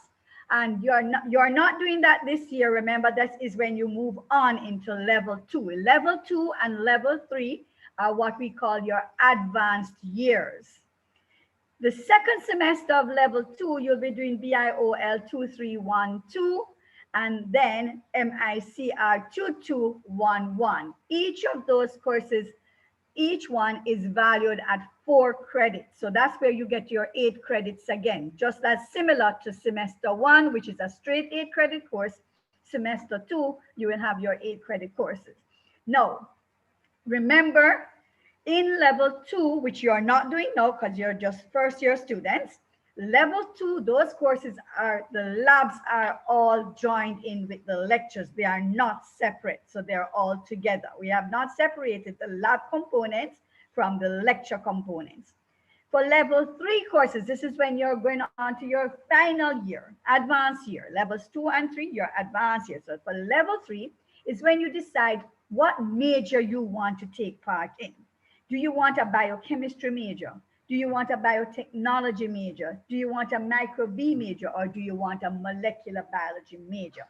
Depending on which one of the majors you've decided that you want to do, then you are required to do certain courses. I'm not sure if you would like, I'm going to give you them, but it's not, you don't have to remember it all right now. So let us just look at the courses if you want a biochemistry major. If you want to do a biochemistry major, then you have to do the course in semester 1, those two courses.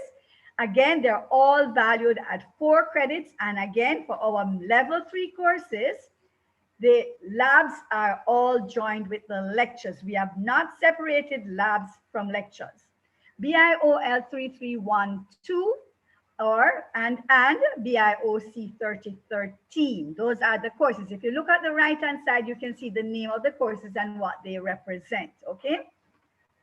Now, in semester 2, similarly, you will be required to do BIOC 3011 and 3014. So that is when you want to do a biochemistry major. For biotechnology major, again, you can see the courses vary. We have BIOT. BIOT represents biotechnology. BIOL represents like a biology, and BIOC represents our biochemistry. So BIOT, but they all fall under the section of biochemistry. So BIOT 3113 and MICR 3213, those are the first semester courses. And for semester 2, you'll be required to do BIOT 3114 and BIOT 3116. Or you could do, there's a choice between BIOT 3116 with MICR 3215. For molecular biology major, semester 1, you'll be required to do BIOL 3312 along with BIOT 3113, and semester 2, BIOL 3313 and BIOT 3114. Again, if you look at the right-hand side on my table here, you'll see what each of those course codes represent in terms of what they represent in terms of their course title.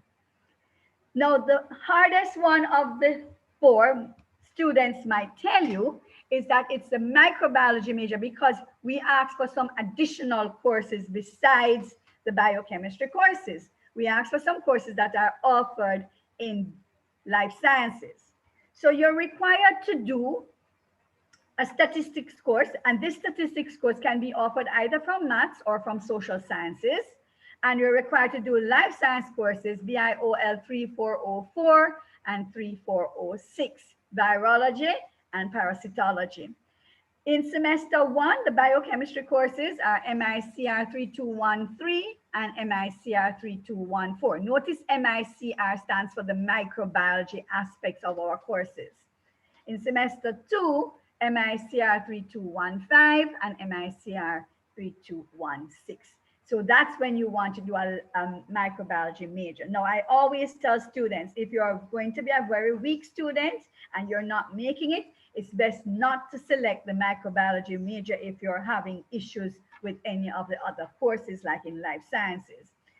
So moving on, in looking at these courses, I want to just explain that for 3rd year, this year, we are not having any labs online for the microbiology aspect. The MICR courses, none of those courses will have labs that will be face-to-face. They will be all online. All those labs will be online. But for the other courses, some of the labs will be face-to-face. 1 or 2 might be online for the other 3rd year courses. For our level 2 courses, all our labs will be online. None of the labs will be face-to-face. For all our courses, lectures, tutorials, they will be all virtual. All our lectures, all our tutorials will be virtual. Only some of the labs and most of the labs for year 1 and for year 3 will be virtual.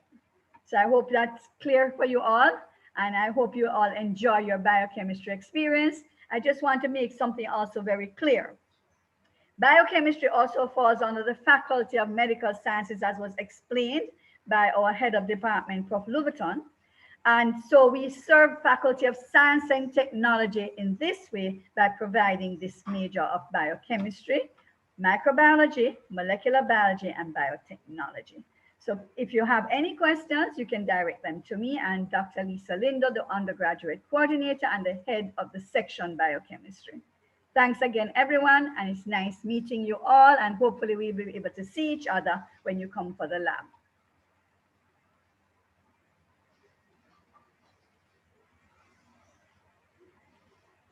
Dr. James Williamson, I think I am fine. Thanks, Dr. Lindo. Department of Chemistry is going to go next. Please stop sharing. Yes, thank you. You're welcome.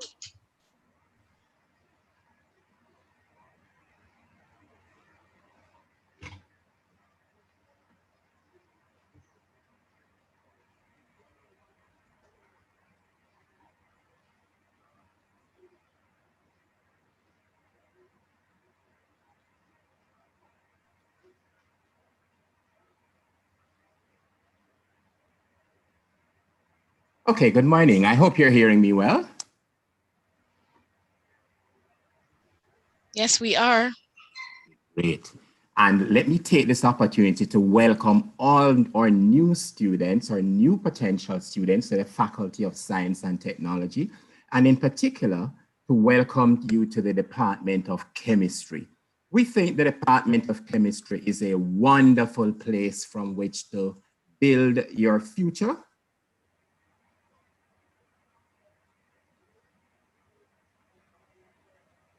And it doesn't matter which school you're from, we're happy to have you. Some of you are from colleges, some of you, in fact, are from other countries, and we're happy to have you deciding to come to UWI. We welcome you. Now, in chemistry, we have several majors. I'll tell you about 2 or 3 of those majors. There's the major in general chemistry. There's a major in applied chemistry. There's one in food chemistry, and of course, we have a major in environmental chemistry. So let's tell you a little bit about each of them. Let's begin with our general chemistry. In this case, we focus on the principles and concepts of chemistry. So we talk a lot about the inorganic chemistry, organic chemistry, the analytical and the physical chemistry. That is the core chemistry principles, and then we apply those to solving problems. We deepen your encounter with chemistry in terms of building on courses dealing with medicinal chemistry, materials chemistry, advanced organic chemistry, so that you can tackle complex issues. For example, one of your options with the general chemistry major is to do an undergraduate research project. And in that case, you get a chance to work along with lecturers in solving issues related to development of drugs, forming new pharmaceuticals, making new materials, or simply studying how materials behave. Exciting work, work that you will thoroughly enjoy, and you will learn significantly at the same time and add depth to your chemistry and to your career overall. Now let's mention the applied chemistry major. In this case, once again, we focus a lot on the core principles and concepts of chemistry, but this time we build on the industrial principles. So we do a fair bit of chemical engineering courses and industrial and environmental chemistry courses so that we can tackle industrial or applied chemistry related problems. At the end of this major, you are set in terms of your competencies to solve problems within big industries. Big industries like the cement industry, bauxite, petroleum, sugar, and of course, even the new industries dealing with nanotechnology, etc. You would have learned the principles and concepts that allow you to tackle issues within those fields of study. And then there's the food chemistry major. Now, the food chemistry major is interesting and really special because we look at foods both from the quality point of view. So of course, we analyze foods, zero in on their components, look at how those components affect quality or shelf life. But in addition, we also process foods starting from the actual raw materials. So of course, we have both regular labs and you spend time in a pilot plant where you get a chance to apply the food chemistry principles in preserving foods or making actual saleable products, which you will eventually taste and actually enjoy. Now let's talk about the environmental chemistry. Once again, we begin with the core concepts of chemistry, and we build on top of that the applications that give you the competencies to solve environmental problems. So you apply the analytical and water-based chemistries to solve issues, whether it deals with wastewater, producing potable water, or simply dealing with issues that are caused by impacts of climate. We study soils, we apply biogeochemical cycles to looking at carbon-related issues. And this is one of those majors where once again, you can do an undergraduate research project. That allows you to work alongside a lecturer one-on-one and get in-depth understanding of an issue as you solve it through hands-on research. But not only do we have majors, we also have minors in chemistry. So let's say you're doing a major in biochemistry, or a major in physics, or a major in life science. Can you still do chemistry? Absolutely. In this case, you could do a minor in chemistry, and there are 5 choices. You could do a minor in general chemistry, or food processing, or food chemistry.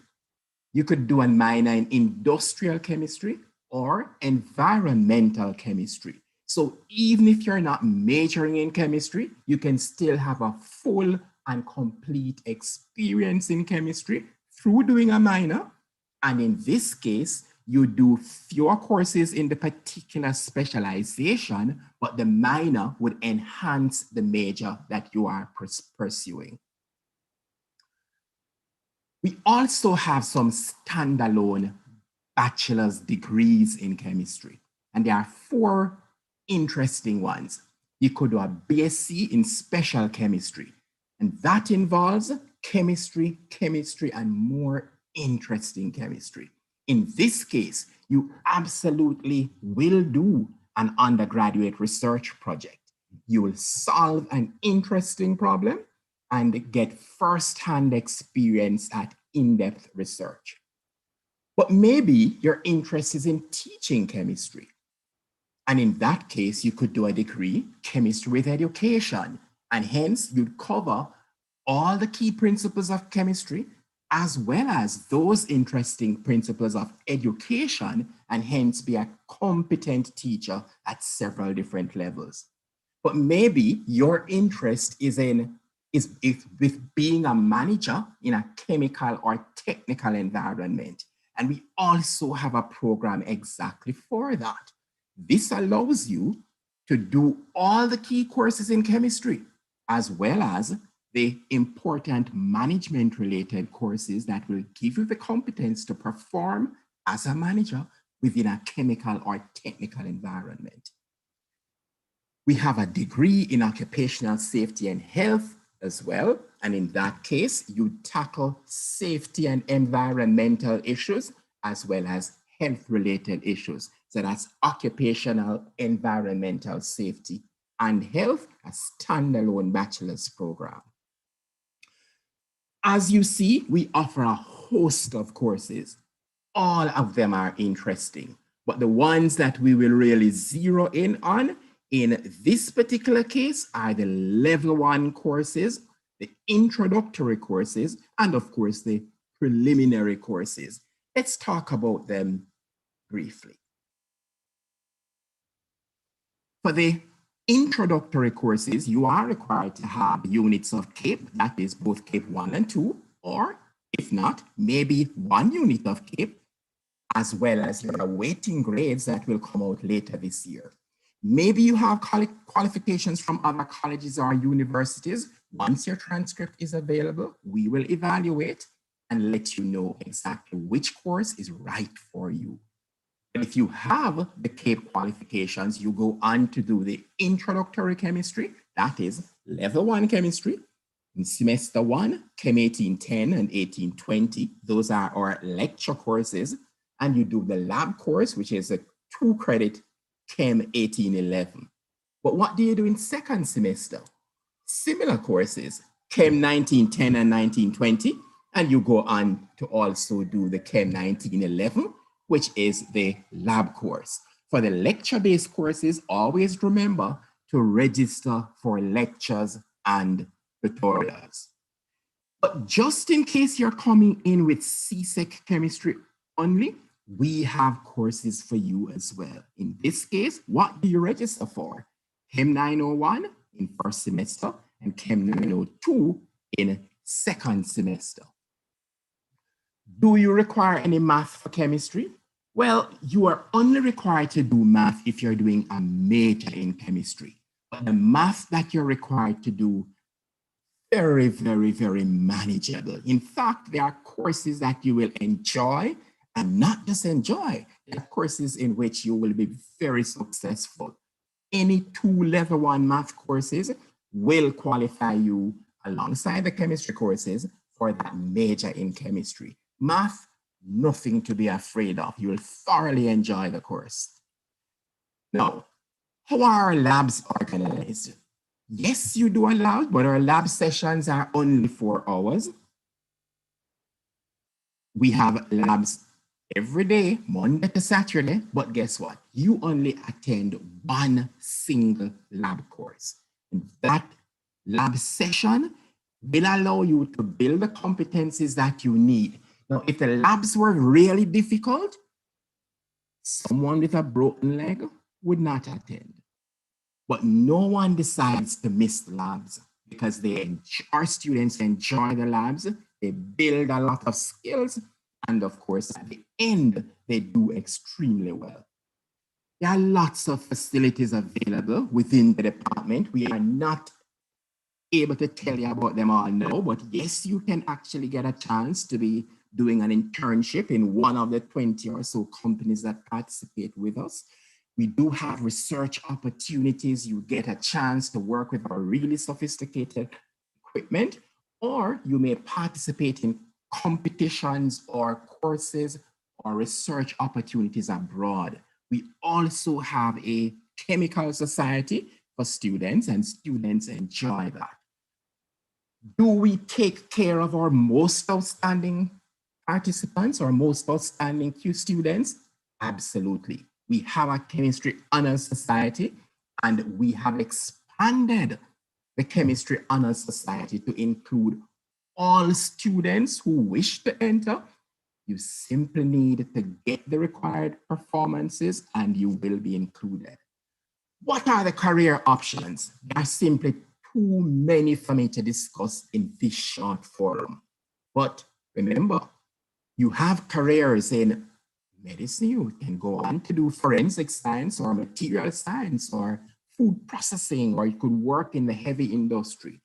Bauxite, cement, water treatment. You could work in public service at a forensic lab or a scientific research council, or you may even go into teaching, such as at UWI or UTech, etc. Many of our graduates work in very, very technical areas. They solve problems, they develop products, and of course, they modify and design processes. All over the world, our graduates from chemistry are achieving their big dreams. Howard is in the United Arab Emirates. Dr. Marvin Singh Wilmot is one of our lecturers right here in chemistry. Shakya is also abroad as a chemist doing excellent work. And of course, 1 or 2 of our students here are actually lawyers who have gone on to do other fields, having completed their chemistry. Believe me, chemistry is the place for you to shine. So whether you wish to combine your chemistry with other fields of study or to do a major in chemistry, we have a place for you. So you may have questions, and in fact, I invite you, join us today at 3 p.m. Look, the link is available, will be available to you. Join us at 3 p.m. If you're not able to join us today, well, Thursday at 10:45, join us. We will answer all your questions. We will give you more details and make sure that you're comfortable with joining us in chemistry if that is your area of study. Enjoy the rest of your day. Thank you, Dr. Coley. Dr. Fulcom, you're next. You're muted.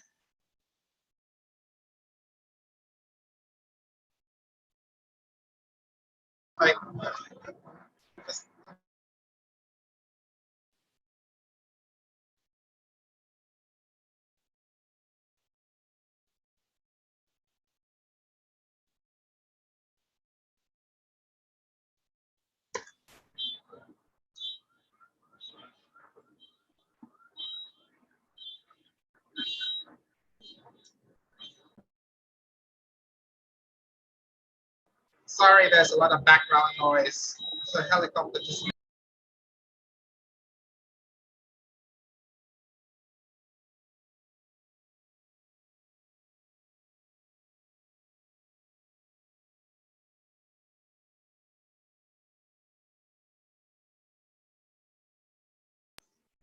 Good morning, students. Welcome. I apologize for the late start, but there's been some background noise around me. This morning, I want to talk to you about the Department of Computing. And so the department is headed by Dr. Mansing, and you heard her issuing a welcome earlier this morning. And supporting her, there are 11 academics. And the undergraduate coordinators for the upcoming year will be Dr. Paul Gaynor and Dr. Philippa Bennett. And Mrs. Del Rita Young provides administrative support for us. So computing, the name of the department is Department of Computing, is simply the science and art of storing and managing data and information. Within the department, we have a number of disciplines represented. So we have computer science, and computer science simply deals with managing the complexity of implementing computation. So you look at some principles of hardware and software. There's some theoretical aspects to that. So we have the computer science major, the Bachelor of Arts, which you can do through the Faculty of Humanities and Education, and the Bachelor of Science, which is what all of you in the Faculty of Science can take if you want. We also have software engineering. Now, for software engineering, we have the software engineering major, which is part of the software engineering general, which is a 3-year degree program. And then we have the software engineering mobile application technologies program, which is 4 years long. And this program was designed such that you spend 2 years in the Caribbean and 2 years in China. Of course, with the pandemic, you know, in last year, for example, the students who would otherwise have gone to China were taught remotely right here in the Caribbean. The software engineering mobile application technologies program, I should also point out, it costs a lot more than the software engineering general program because it's not subsidized. Then we have the information systems, which is represented with the computer studies option, which is a program where students take courses in computing, mathematics, and social sciences. And there, students are exploring the impact of computation on people and organizations. And then we have the information technology program, which is a 3-year degree program, which applies computation to real world problems. Information technology is basically about managing organizations' computing resources. So what do you need to get into computing? Well, all you really need are good science grades. And what are science subjects? CAPE, biology, chemistry, computer science, pure mathematics, and physics, okay? So to do this, to start the program, you're going to have to take, regardless of which programs you're enrolled in, you're going to have to take a minimum of these 5 courses. The students in the software engineering mobile application technologies program have more courses to take. So in the first semester, you're going to have to take Intro to Computing 1, which is Comp 1126, and Intro to Computing 2. Each of these courses runs 6 weeks. So 1126 in the first 6 weeks of the semester, 1127 in the second 6 weeks of the semester. Then those 2 courses together, you need to pass in order to take Comp 1161 in semester 2. And then you have Maths for Computing, Comp 1210 and Comp 1220, and you can take those in either semester. So having passed those courses, you're now prepared for the second year in the discipline. So the core courses for computer science, this is a Venn diagram. Hopefully everyone can appreciate that. You will have to take Comp 2201, the discrete math course, analysis of algorithms, and then object technology, Comp 2171, and Comp 2140, that's the software engineering course, net-centric computing, and computer architecture and organization. So those 6 courses for computer science. If you're doing IT, you'll have to take these 3 courses in red and the 3 courses at the bottom here. And then at the 3rd year, you have these courses. You also have to take elective courses, and I will refer you to the handbook. When we have department advising on Wednesday, we can go into some of these permutations in greater detail. Now, by the time you finish the 2nd year, you actually know enough to develop interactive websites. So you're going to start, you can take courses such as software engineering, which is basically dealing with managing large-scale software projects, dynamic web development, net-centric computing, which I mentioned, and computer organization. And in the 3rd year, we have a group project, a capstone project course, which is an opportunity for students to put together what they have learned through the program to, solve some problem that's of interest to them. And so you actually get the chance to develop a system that could have an impact, a wide-ranging impact. For example, a few years ago, some of our students developed a system that could be used to schedule exams. It was ultimately used within the faculty, for example, to schedule courses. Then there's also the internship course, and students have done internships with various organizations in Jamaica. So where can you go with degrees in computing?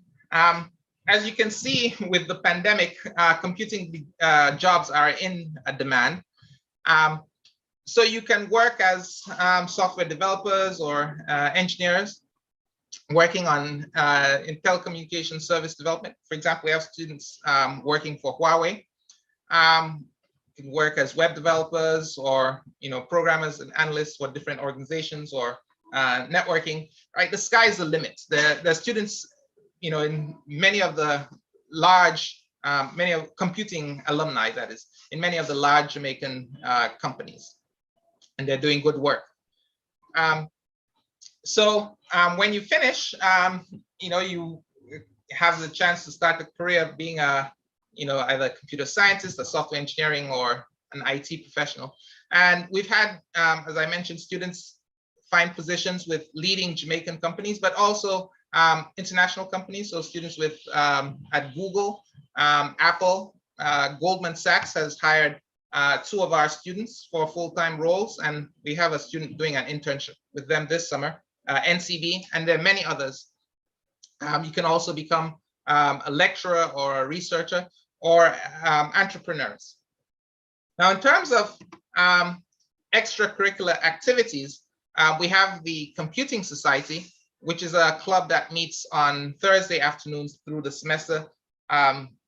With the pandemic this past year, students were holding their meetings or held their meetings virtually, and that will continue certainly for the first semester. All computing courses this upcoming semester will be virtual. Labs, tutorials, lectures will be virtual. There are also hackathons, which you can take part in. And in doing well in these hackathons, you can also make yourselves attractive to overseas employers. One of our students who got hired by Google performed well in a Google hackathon and had checked the box, to be contacted based on his performance, and that's how they reached out to him. There's also the intercollegiate programming contest and IEEE Extreme, which is an extreme programming contest where students have 24 hours to solve problems. Within the department as well, there is the ability to do research, and we have a number of research groups. So there's CIPHER, which looks at intrusion and forensics, and that's headed by Dr. Busby Earl. Complex systems modeling, that's headed by Professor Daniel Kaur. Professor Kaur developed the cardiac surgery simulator, which some of you may have heard of. Computer networking with me, knowledge discovery and management with Dr. Mansing, simulation and visualization with Dr. Taylor, and software engineering. That group is headed by Dr. Claudine Allen. So if you have questions, the undergraduate coordinators are Dr. Gaynor and Dr. Philippa Bennett, and their email addresses are here. And we'll look forward to taking more of your questions or any of your questions on Wednesday when we have department-specific advising. So thank you very much.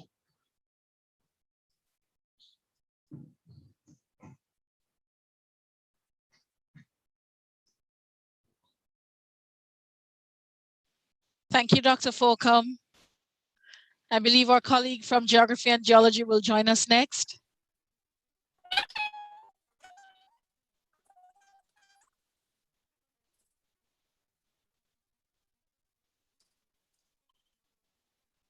Not hearing you yet, Dr. Edwards.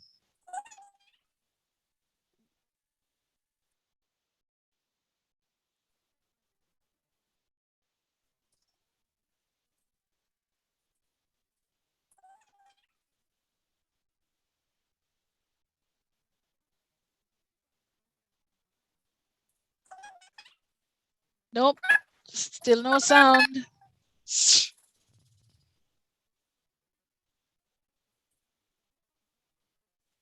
Is this better now? Yes, that's perfect. All right, just a setting issue. Thank you everyone for joining. I have a brief overview of the Department of Geography and Geology to share with you this morning.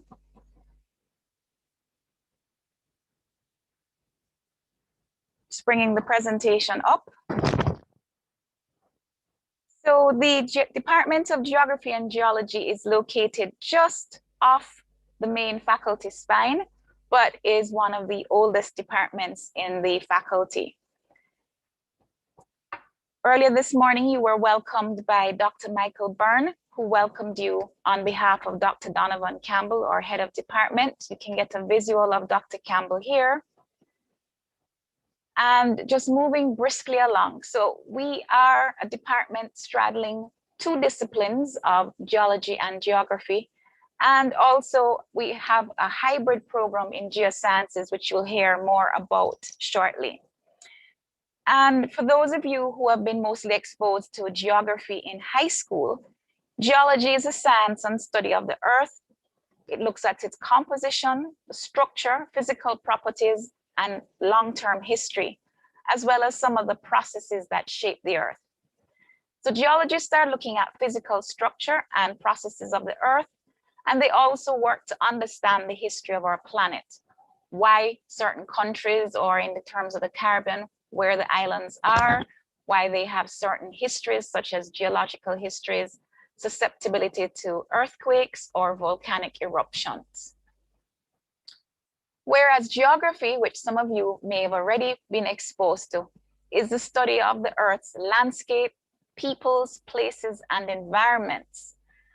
What's unique about geography is that it bridges the gap between the social sciences in the more human subjects that we find, or courses in geography, and the natural sciences in the physical geography courses, such as those that look at landscapes, those that look at formations, such as geomorphology.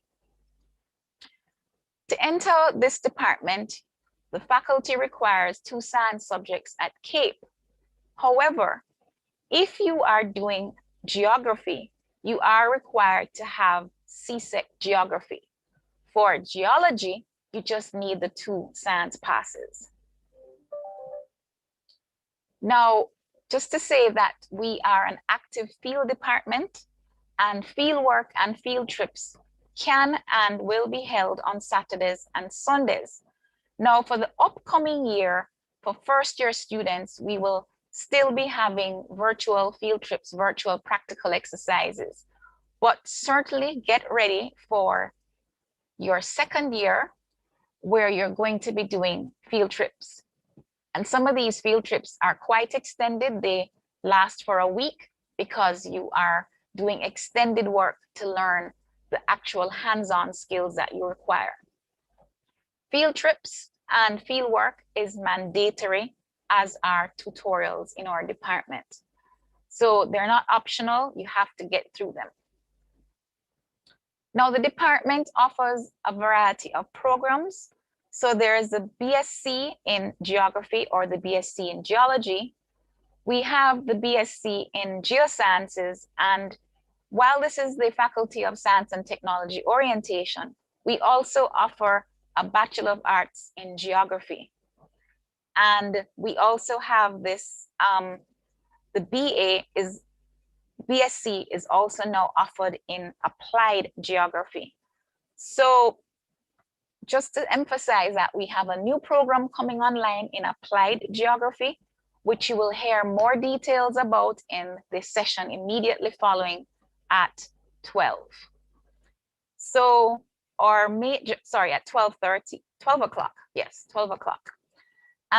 Within the department, you can major in Geography, Geology, Geoscience, or Applied Geography. We also offer minors in Geography, Geology, and Human Geography. So there are a number of majors and minors that you can consider, and we will delve into those in our departmental session. So just to focus a little bit on the first year, if you are doing Geography, you're required to do 12 credits between Geography 1131, Geography 1231, 1132, and 1232, which are shown to the left.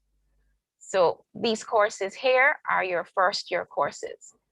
If you are doing the Geology program, you are required to do Geology 1101, 1102, 1103, and 1104. And the contact hours are shown below, where you have two two-hour practicals for Geology and 3 one-hour lectures and a 1-hour tutorial. For Geography, it's a 4-hour practical, 4 one-hour lectures, and a 1-hour tutorial. Now, for those of you who would like to do the hybrid program in Geosciences, you have a packed agenda because you are required to do all, and I repeat, all the first year courses from both Geography and Geology. So that means you're going to be doing 1131, 1231, 1132, 1232, 1101, 1102, 1103, and 1104. Now, the course details are available on our departmental website, and I will share that link with you before the end of the presentation. So if you want to understand a little bit more about what each of these courses entails, just know that when you are doing Geosciences, your courses are pretty much laid out for you, and you do not have a lot of flexibility. You do have a few courses that you can choose between in years 2 and 3, but in your first year, your program is set.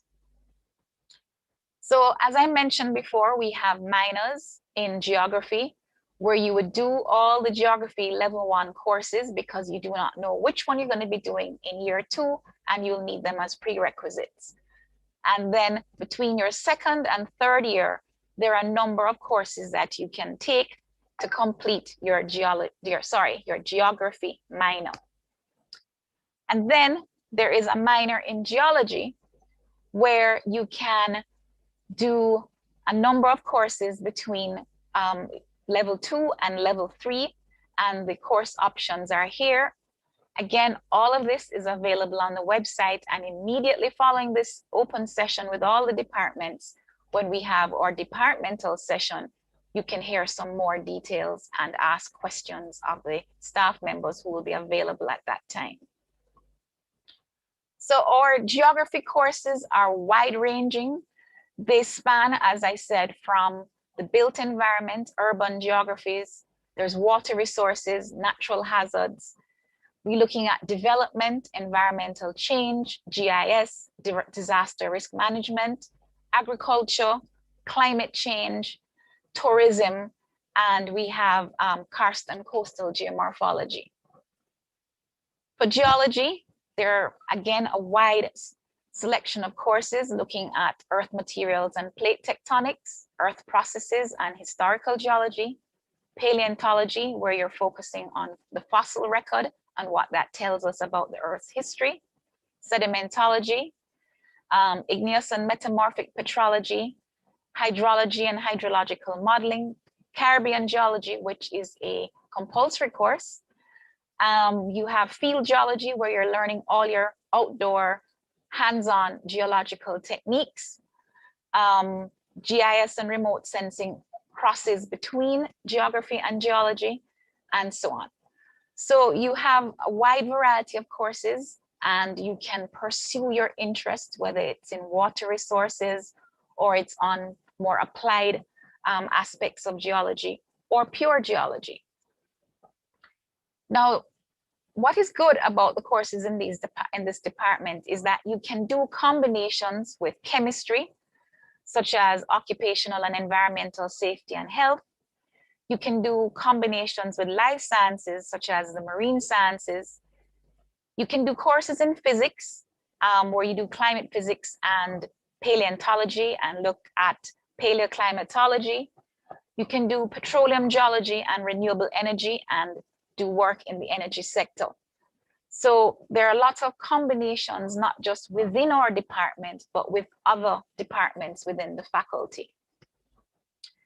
And the persons to guide you at this time, all staff members are available, but we do have undergraduate course coordinators. Some of you who would have been on earlier would have met Dr. Michael Byrne, who's a geography undergraduate coordinator, and there's Dr. Thomas Steeman, who's the geology academic coordinator. The department has a number of units. We have the earthquake unit, which is a research unit of the department, which is also assisted with funding from the government.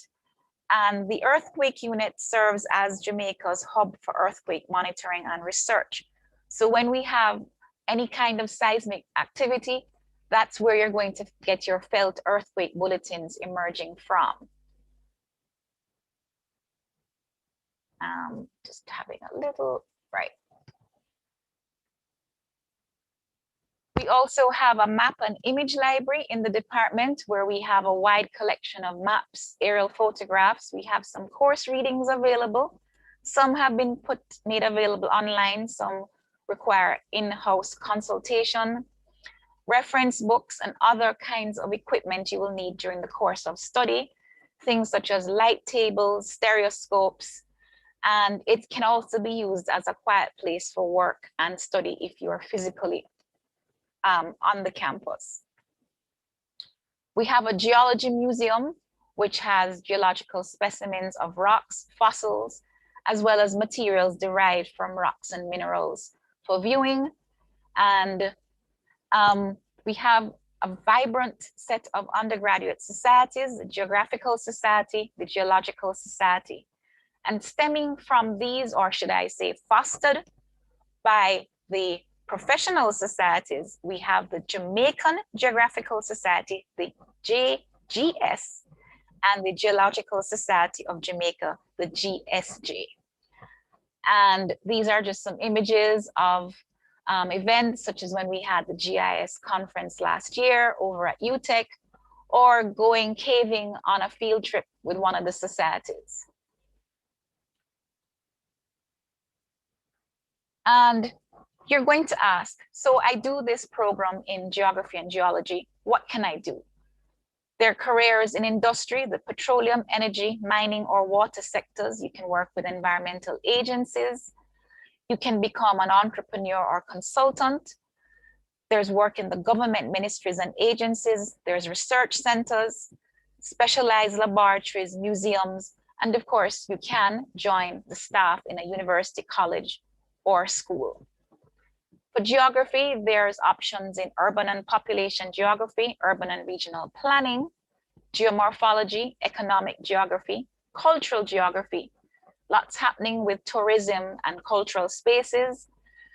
GIS is an area that is expanding rapidly. And of course, you have disaster management, etc. Just to highlight just how dual GIS is across the board for geography and geology. And we have our students doing field work and then coming back and applying it in the GIS lab.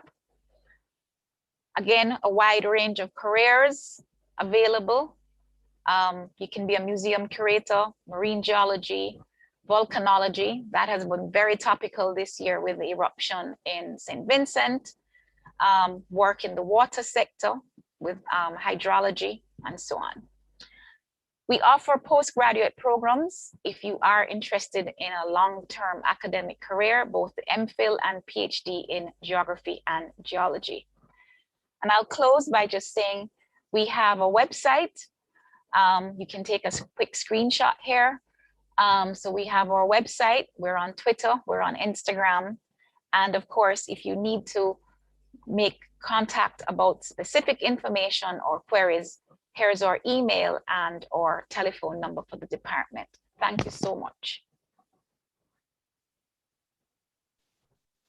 Thank you, Dr. Edwards. Colleagues, we have three departments to go, and our presenters are moving pretty slowly. I'm gonna ask us to try to keep to time as best as possible. We have 3 presentations, which will probably take us across 12 o'clock, unfortunately. Our next presenter, we will have the Department of Life Sciences. I'm not by any means rushing you, Gail. I will put on my Trini accent and speak very quickly. All right, thank you very, very much.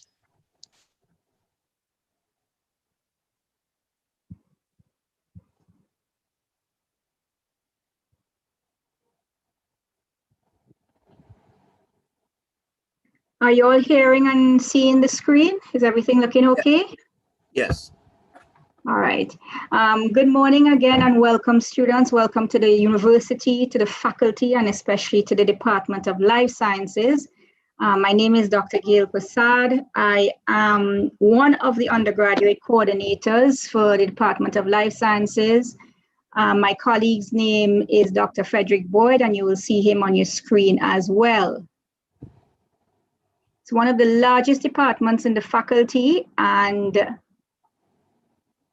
these are some older figures, but we have about 1,000 undergraduate students with us, about 60 graduate students. A lot of them have moved on, 20 academic staff and 40 technical ancillary staff with us to support you.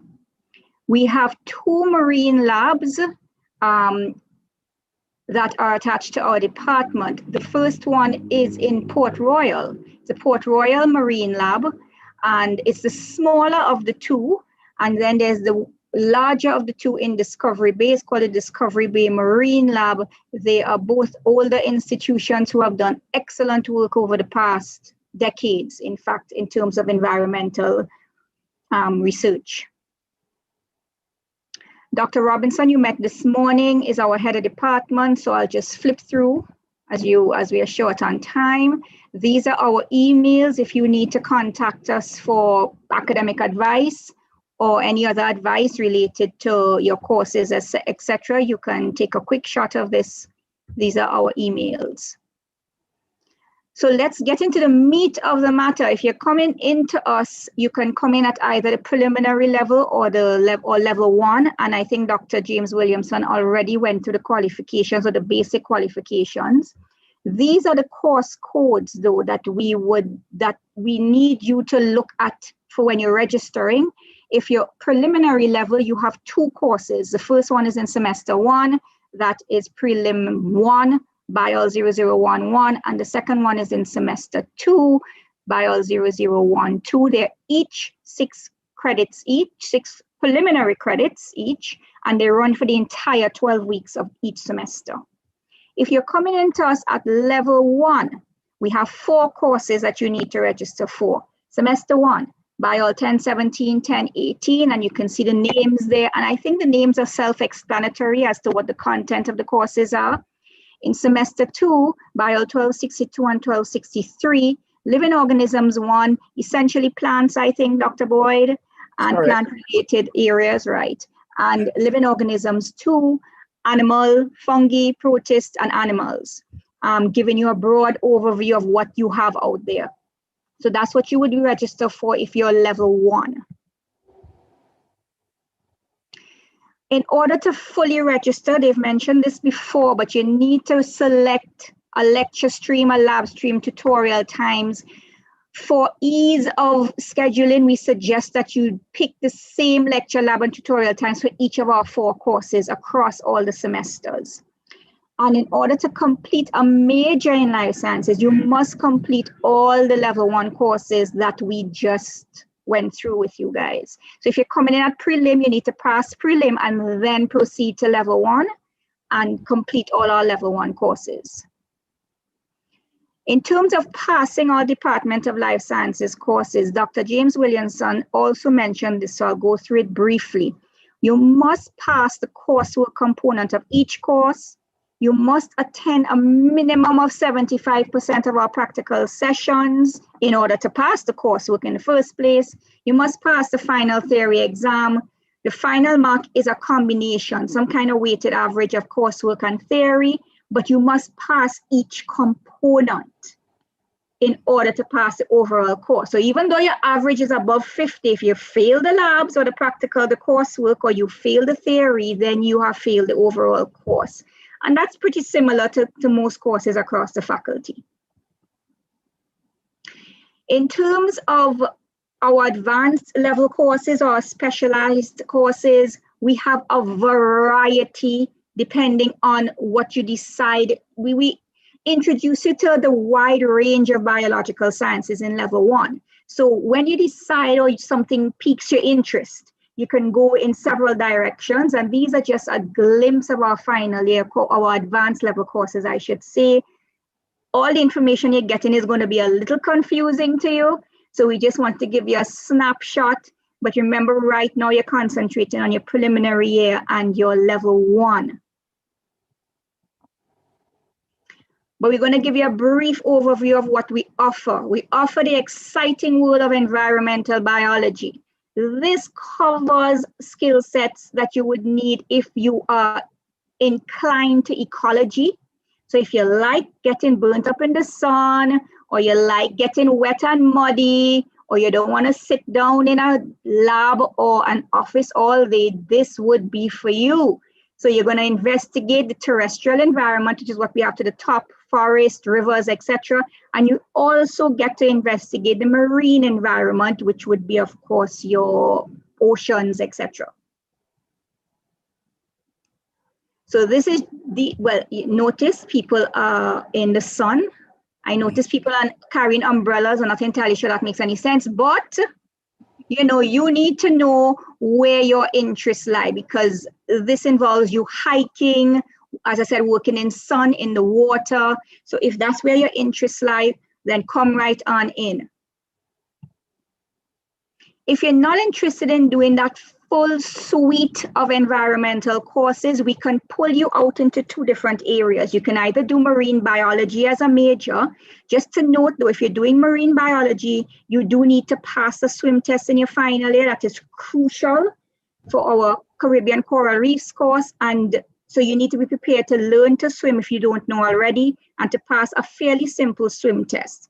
But don't get caught in final year and you fail it, because then it becomes a problem for all of us. See picture there of some of our students practicing for their swim test or their dive course. That's another interesting course we offer in final year. The other area in ecology that you can study if you're not so interested in swimming, but you're still interested in the environment, is terrestrial and freshwater ecology. So you go into our forests and our rivers, and everybody's having a great time without, you know, on the border of water that might overwhelm you. So if you're still interested in ecology, this would be the area that you might be looking into. If you're not interested in getting dirty or burnt in the sun or muddy, then you may be interested in what our areas that offer more lab work. So one of our bachelors is in experimental biology. As the name suggests, you learn skill sets that you can use in almost any lab that you go to. And it's a combination of both plant biology courses and animal biology courses.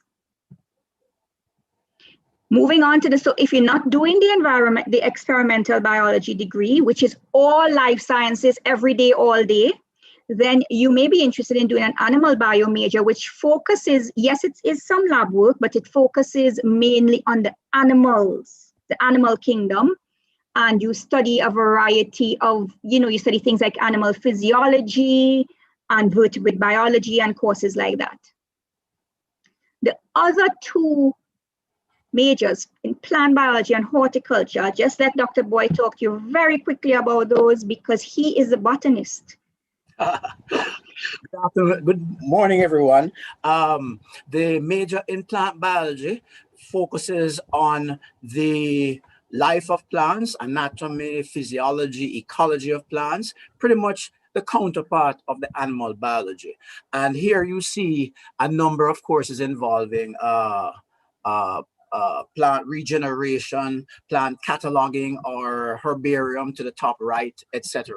On our next slide, we will see the major in horticulture, which focuses on producing plants by various means, not just by flowers and seeds, but also by various vegetative means, okay?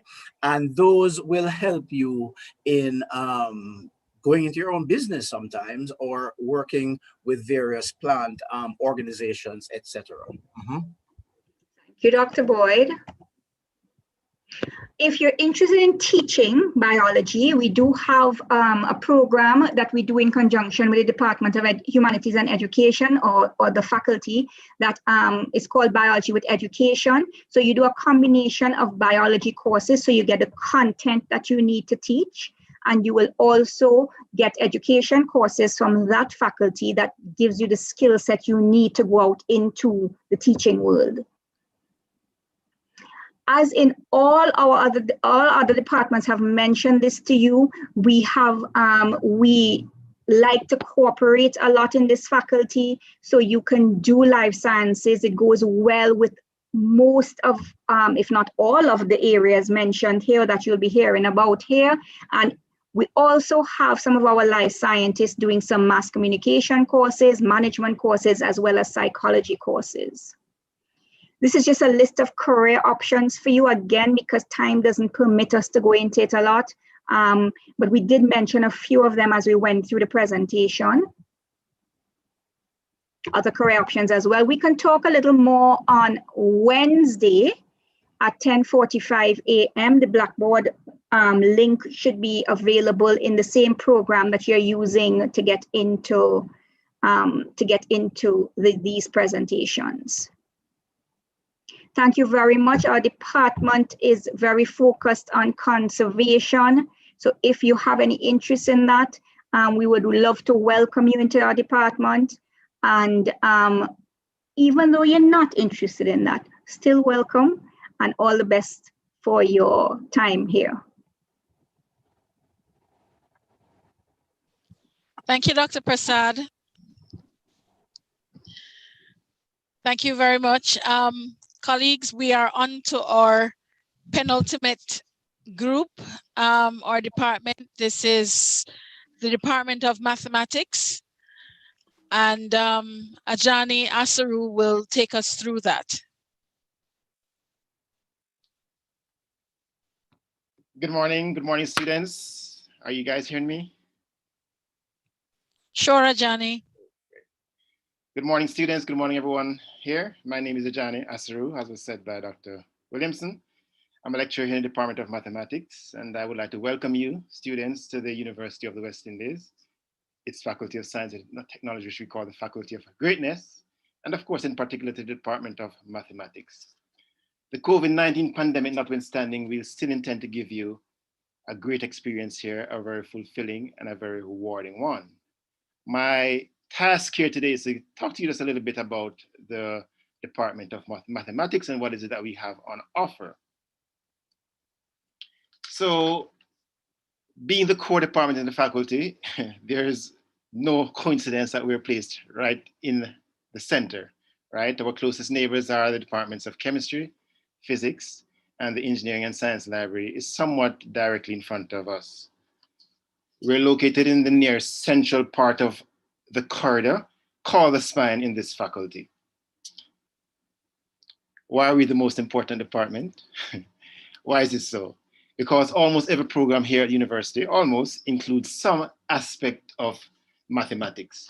If you have a passion for mathematics, there are a myriad of careers that allows you to use mathematics as an outlet. Almost every program here at university requires some degree, some level, some input from mathematics. These are some programs here on screen. The list is by no means exhaustive, but they include, not limited to, physics, computing, chemistry, engineering, even law.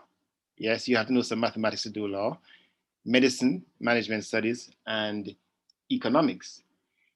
In fact, we're important because we're considered one of the most student-friendly departments in the faculty. We really care about our students. We are a very close-knit family. We create very nice and long-lasting bonds and relationships to our students. And we regard you as our primary stakeholder and treat you as such. As a department, we don't require that you do any labs, all right? You don't need any lab coats. You don't have to worry about that cost. Our department doesn't say that passing coursework is mandatory for you to pass your final exams. As a matter of fact, we think that as true numbers people, we think that 50 attained anyway is 50. And once you attain your 50, not that you should aim for 50, but once you attain your 50, then you have passed our course. So no coursework is mandatory for passing your final examination. We don't ask you to go out into the fields and get, be bit by mosquitoes. So, this is a mosquito-free department, okay? We're not throwing words at life science, of course. And we're, like I said earlier, we're a very small unit and we're closely bonded. How important is mathematics? Mathematics is gonna make you smarter. It's gonna put you ahead of the pack. And mathematics is very important to a livelihood. Almost every good position in the business world requires some knowledge, some level, some proficiency in mathematics. Your very livelihood is dependent on your ability to critically think, to problem solve, to analyze, to synthesize. All of these skills are very critical in order to navigate this world. And as you live through our courses, we try to impart these skills to you. Our programs on offer are our BSc Mathematics, our major and minor, our BSc Mathematics and Modeling Processes, our BSc Mathematics with Education Studies, BSc Statistical Science, BSc in Actual Science, and our BSc in Mathematics of Finance. And I will just elaborate just a little bit on these programs. I'll start with our minor. Our minor, we cover areas of modern mathematics, and we aim to make mathematics more mainstream and to improve the culture of mathematics among our students, and particularly in this country. The minor consists of 18 advanced credits, of which we have our 4 compulsory year 1 courses. And of course, we have a couple electives, all right, and they may be level 2 or level 3 courses. That's for our BSc Mathematics minor. Our major, as per our major, any students who graduate a major in mathematics would be proficient in the use of mathematics, especially in areas of calculus, algebra, and differential equations. And that students would also be exposed to high-level mathematical reasoning involving the rigors of mathematical proof. The major has a weighting of 36 advanced credits. And by advanced credits, we mean year 2 and year 3 mathematics courses. It prepares you for high-level positions in teaching, of course, the commercial sector, financial services industry, and the public sector. Our BSc Mathematics and Modeling Processes. This program is designed to provide a very strong background in analysis and to develop high technical abilities in the application of mathematics to real-world problems. The use of mathematics to model reality makes it an indispensable tool and a fundamental building block in modern technology. Our BSc Mathematics with Education Studies. Mathematics education has long been a government priority, and in more so in our country where we have a serious, brain drain in terms of our teachers, migrating for greener pastures. But this program, we try to replenish that stock, and the government has even taken the initiative to reward students who take on this type of degree, where they pay your full tuition. So I encourage our students to think about this program, BSc Mathematics with Education Studies. What is done here is that mathematics is studied to depth, to bring your mathematics expertise up to degree level. And you also learn how to teach mathematics, mathematical pedagogy, and you achieve and attain graduate status. A minimum of 60 advanced credits are required. And the pedagogical components, the courses there are somewhat malleable and are determined by the School of Education and the Faculty of Humanities and Education. Or BSc with Statistical Science. Statisticians use their mathematical background to collect, study, analyze data, and this program aims to increase students' interest in the powerful application of statistics, develop their mathematical knowledge, and explore the interactions between the two subjects. And you require a minimum of 48 advanced credits. A statistician needs to also have good communication skills, economics background, a good understanding of the business environment, and also needs to know how to articulate and explain his or her findings. With such skills, you will be attractive to any industry, including government. BSc in Actuarial Science, a career in Actuarial Science is not easy to achieve. However, once you have, you're on your way to an extremely rewarding career that has mathematics as its epicenter. Our BSc, Mathematics of Finance. This degree is designed to serve those students who seek a combination of mathematics and financial expertise, but who may not want to pursue a pure actuarial career per se. And what we do here in this degree is that we seek to apply mathematics and statistical skills to financial areas and financial applications. And this is for employment in the financial services sector, as well as in other fields. I'll tell you a little bit about our mathematics bridging program. Our mathematics bridging program is open to any student who wants to improve their basic mathematics skills in anticipation for the rigors of university study, which to some degree will always involve some level of mathematics. And it is in particular for students who have not studied mathematics successfully to the CAPE level, or those who achieve a very low grade at the CAPE level, and you will receive priority in terms of being admitted to this program. It is normally offered in just semester 1 of the academic year and run for 2 hours on a Thursday. And we give our students individualized attention in groups of no more than 6. You have your own tutor, so to speak, and you go at your own pace. And all the gaps in your mathematical knowledge, are given time to be addressed. And so we urge you, if you know that you have any deficiencies in your mathematics knowledge, or you want to polish your mathematical skills, we urge you to apply for this program during the first semester. That's our mathematics bridging program. So we're academics and we are mathematicians, but we also have extracurricular activities. One of the major clubs in the university is our Actuarial Science Club, very dynamic club. We also have the UE Global Etiquette Society, and of course, the mathematics clubs. And our clubs are very entrenched, in our outreach activities. And this includes, not limited to, the Mathematical Olympiad competition, which is held every year, including this pandemic year. We did this online and we were able to successfully get through this. So you might consider us nerdy people, but we know how to have fun. And our actuarial club provides much testimony to this. There's just some snapshots of some of our students out and about doing their thing, having great joy.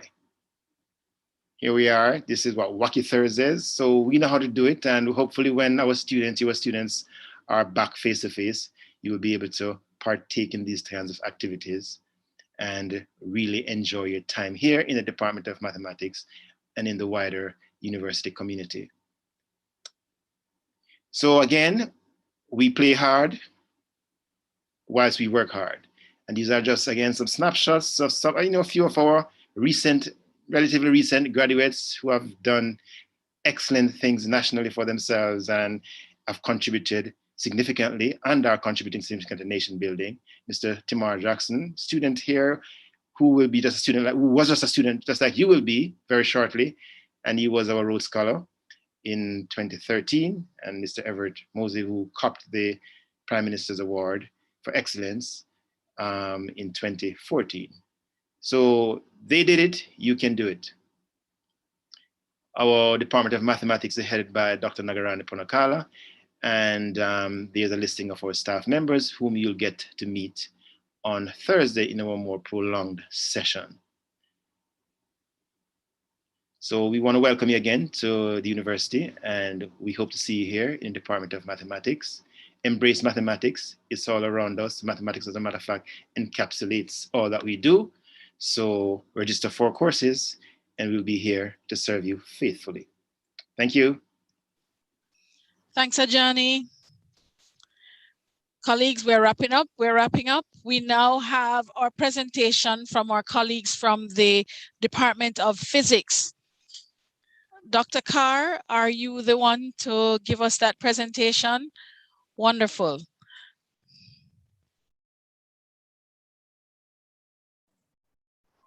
Good morning, everybody.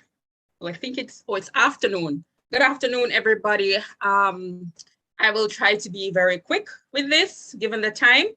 So I just want to welcome you, as everyone else has, to the University of the West Indies, and to give you a short overview of the Department of Physics.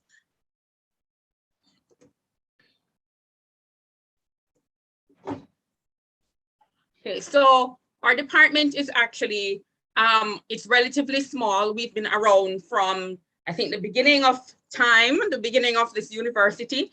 And with that, we have a lot of experience in our department. And because we are a small department, it allows for a lot of personal interaction between the students and the lecturers. Unfortunately, yes, that has been minimized because of the COVID situation, but we are always available online for any type of academic counseling by your undergrad coordinators, and you can always reach out to our department and our department office, and they will connect you to us. So our department is very practical. We do have a lot of very hands-on and interesting things for you to participate in. I know many of you over the years, persons have said that, oh, physics, oh my gosh, physics, and we've had lots of bad experiences, but I promise you, coming into physics at UWI, you will have a very different experience. We are aware that that you might feel that it is very daunting, but I promise you it is not. We are committed to giving you a really good appreciation of physics and physics of everything. Our programs, our degrees actually will take you through the physics behind the very computer you're sitting in front of, the chair you're sitting on, the clothes that you're wearing. Physics is everywhere, and we want to bring that to you in a very real way. With that, we have 5 majors, and these are our more traditional majors that will include general physics, environmental, energy and environmental physics, medical physics, material science, and electronics. So our general physics major will give you a pretty deep understanding of physics and its applications in like astronomy, theoretical physics. If you want to do certain types of specializations in engineering, then a general physics major will suit you very well. If you are interested in education, then our general physics major is the one that you should really go with. We also have our electronics degree. So this prepares our students for the world of telecommunications, control systems development, and just generally, if you want to solve a lot of engineering type problems, then an electronics background will be very good. The electronics majors, they tend to pair this very well with computer science. And as a result of that, the department has actually come up with a special program that marries both electronics and computer science as a degree for you, which we're going to look at shortly. Then we have our material science major, and this is where you're looking at a very interdisciplinary field. It covers a lot of both physics and chemistry of materials. From the chemistry side, we will talk about how materials are made up. And from the physics end, we will look at their properties and how you can manipulate materials so that they can do what it is that you need them to do. Materials, looking at why it is that cell phones have got smaller, why they've gotten bigger, and so on. And it has a lot of applications in industry, in a lot of industrial sectors, in the standards world. For example, a lot of persons do work at Bureau of Standards, and it has applications in forensics. We also have our energy and environmental. We have our energy and environmental major, and this brings you a deep understanding of the environmental science and its applications. Students will learn about renewable technology, solar, wind, hydro, integrated energy systems. They learn about the physics of climate and atmosphere. And of course, climate science is a very hot topic all around the world. And so as well as companies around the world and in Jamaica, they're leaning a lot towards renewable energy and how they can become self-sufficient. And so this is a very good area for students to venture into. With this major, it will allow you to be able to get jobs in the med service, in environmental agencies, and so on. And our final major on offer is medical physics. And this allows the students to understand the physics of the body. So they look at physics in medicine. You'd be able to look at the mechanical behavior of the body, biomedical optics, and instrumentation in this program. Now, we do recognize that these are our more traditional majors, and we want to make you very tech savvy and ready for the world that is out there. And so we've taken some of our more traditional majors and mixed it in with electronics to give you some new bachelor's programs. So we do have, as I said before, climate is a very hot topic right now. And so we do have a bachelor's program in climate science and electronic systems. And we also have, so our climate science and electronic systems, this is a combination that will put you at the forefront of technology that allows you to enter the emerging sectors of climate science, climate modeling, instrumentation, and signal analysis. We also have on offer for you electronics and alternative energy systems. And again, we have put electronics there because technology is what is driving everything in the world now. So while you're interested in, while you're very much interested in alternative energy systems, you will need to have this electronics background that really gives you a great edge that allows you to be able to utilize technology well. There's biomedical instrumentation as well.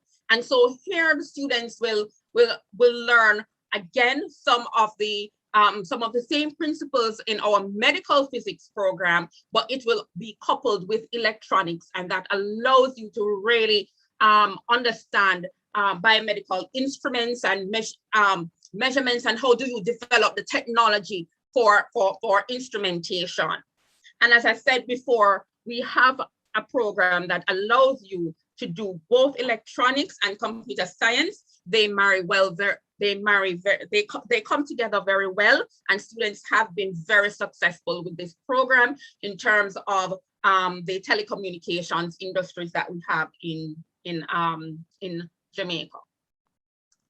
We have a brand new program for you, and this is going to be the Bachelor of Science in Biomedical Radiation Science. And this is quite interesting because it is going to take you across 3 faculties. Your programs will be in medical science, in science and tech, and in engineering. And this program, the objective of this is to really bring home to students the theory and practice of safe use of radiation technology in medicine, in industry, and in science. And it will allow you to explore procedures in medical diagnostics and treatment, and how you go about doing quality control of radiation facilities, and how you would be able to manage a facility in terms of safety of staff and your patients. And so this program, again, I think would be very, very beneficial, and will have a lot of opportunities for our students.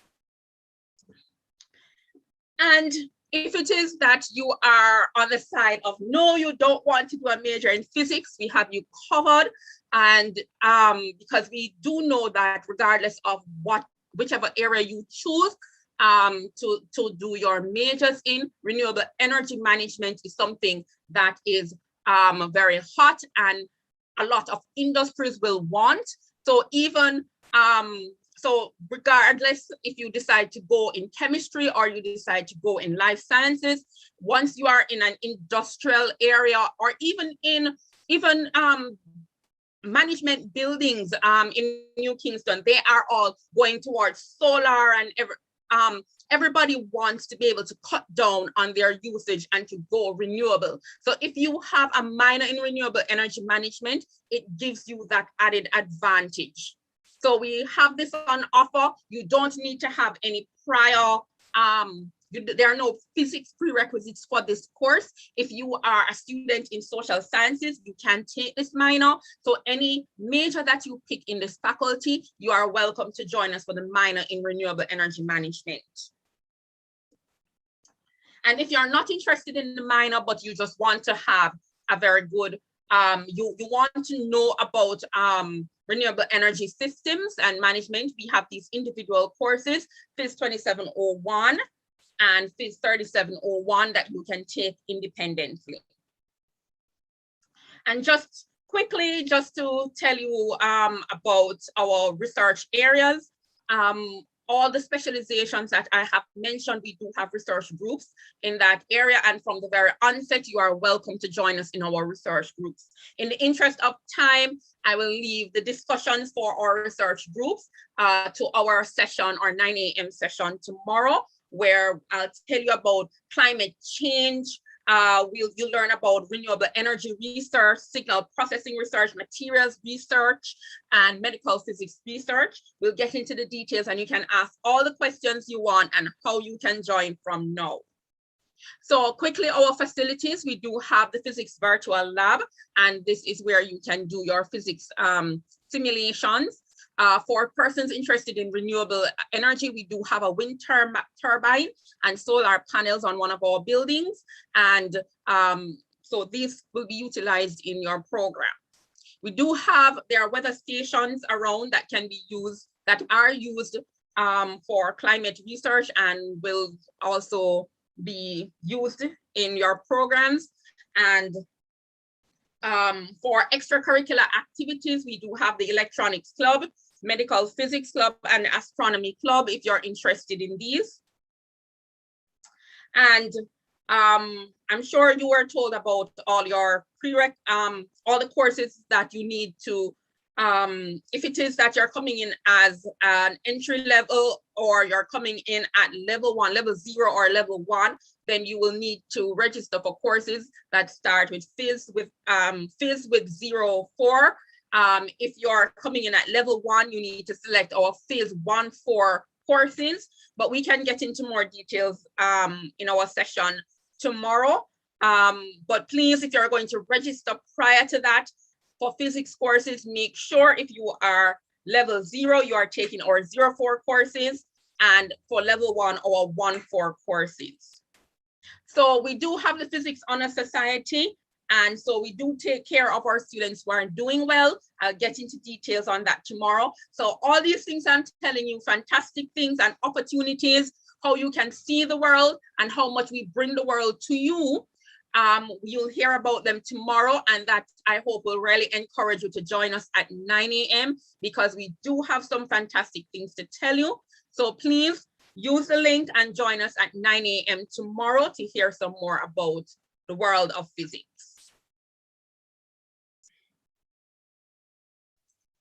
Thank you, Dr. Carr. Thank you, colleagues. Thank you to our students who have participated online. During the departmental presentations, they had my fingers going. I was responding to a lot of questions. So I know they are burning to get information from you during the departmental sessions this week. Right now, for all of who are listening, your departmental session for geography and geology, which should have started at 12 o'clock. I'm sure that they are waiting for you. You just need to go to the schedule that was sent to you and click on the geography and geology link, and it will take you directly to that session. Please go to the geography geology session, and you have a session later on at 3 o'clock for chemistry. You need to be able to access these sessions to get all the information you need, because this information is absolutely required for you to move forward, especially for those persons who eventually want to move on to or transfer to other faculties. You need chemistry. For those of you who want to get into environmental work or may want to add credits or free electives, you need to go to the geography session. You can go to as many sessions as you like for all the departments, because you never know what courses you may need as free electives, as well as to add to your current degree to make it strong so you are competitive in the world of work. At this point, I would like to say thank you very much for all the students and parents and colleagues who have joined us, both in the on our YouTube channel as well as here on our Zoom. We thank you very much for all of your presentations, and we thank you too for all of the work that you will be doing this week to engage our students and to prepare them to join into the faculty and to partner with us towards obtaining their degree. At this point, we will end here, and geography and geology and chemistry will pick up, and we will see everybody again tomorrow as the sessions begin at 9 o'clock. Have a good morning, and thank you.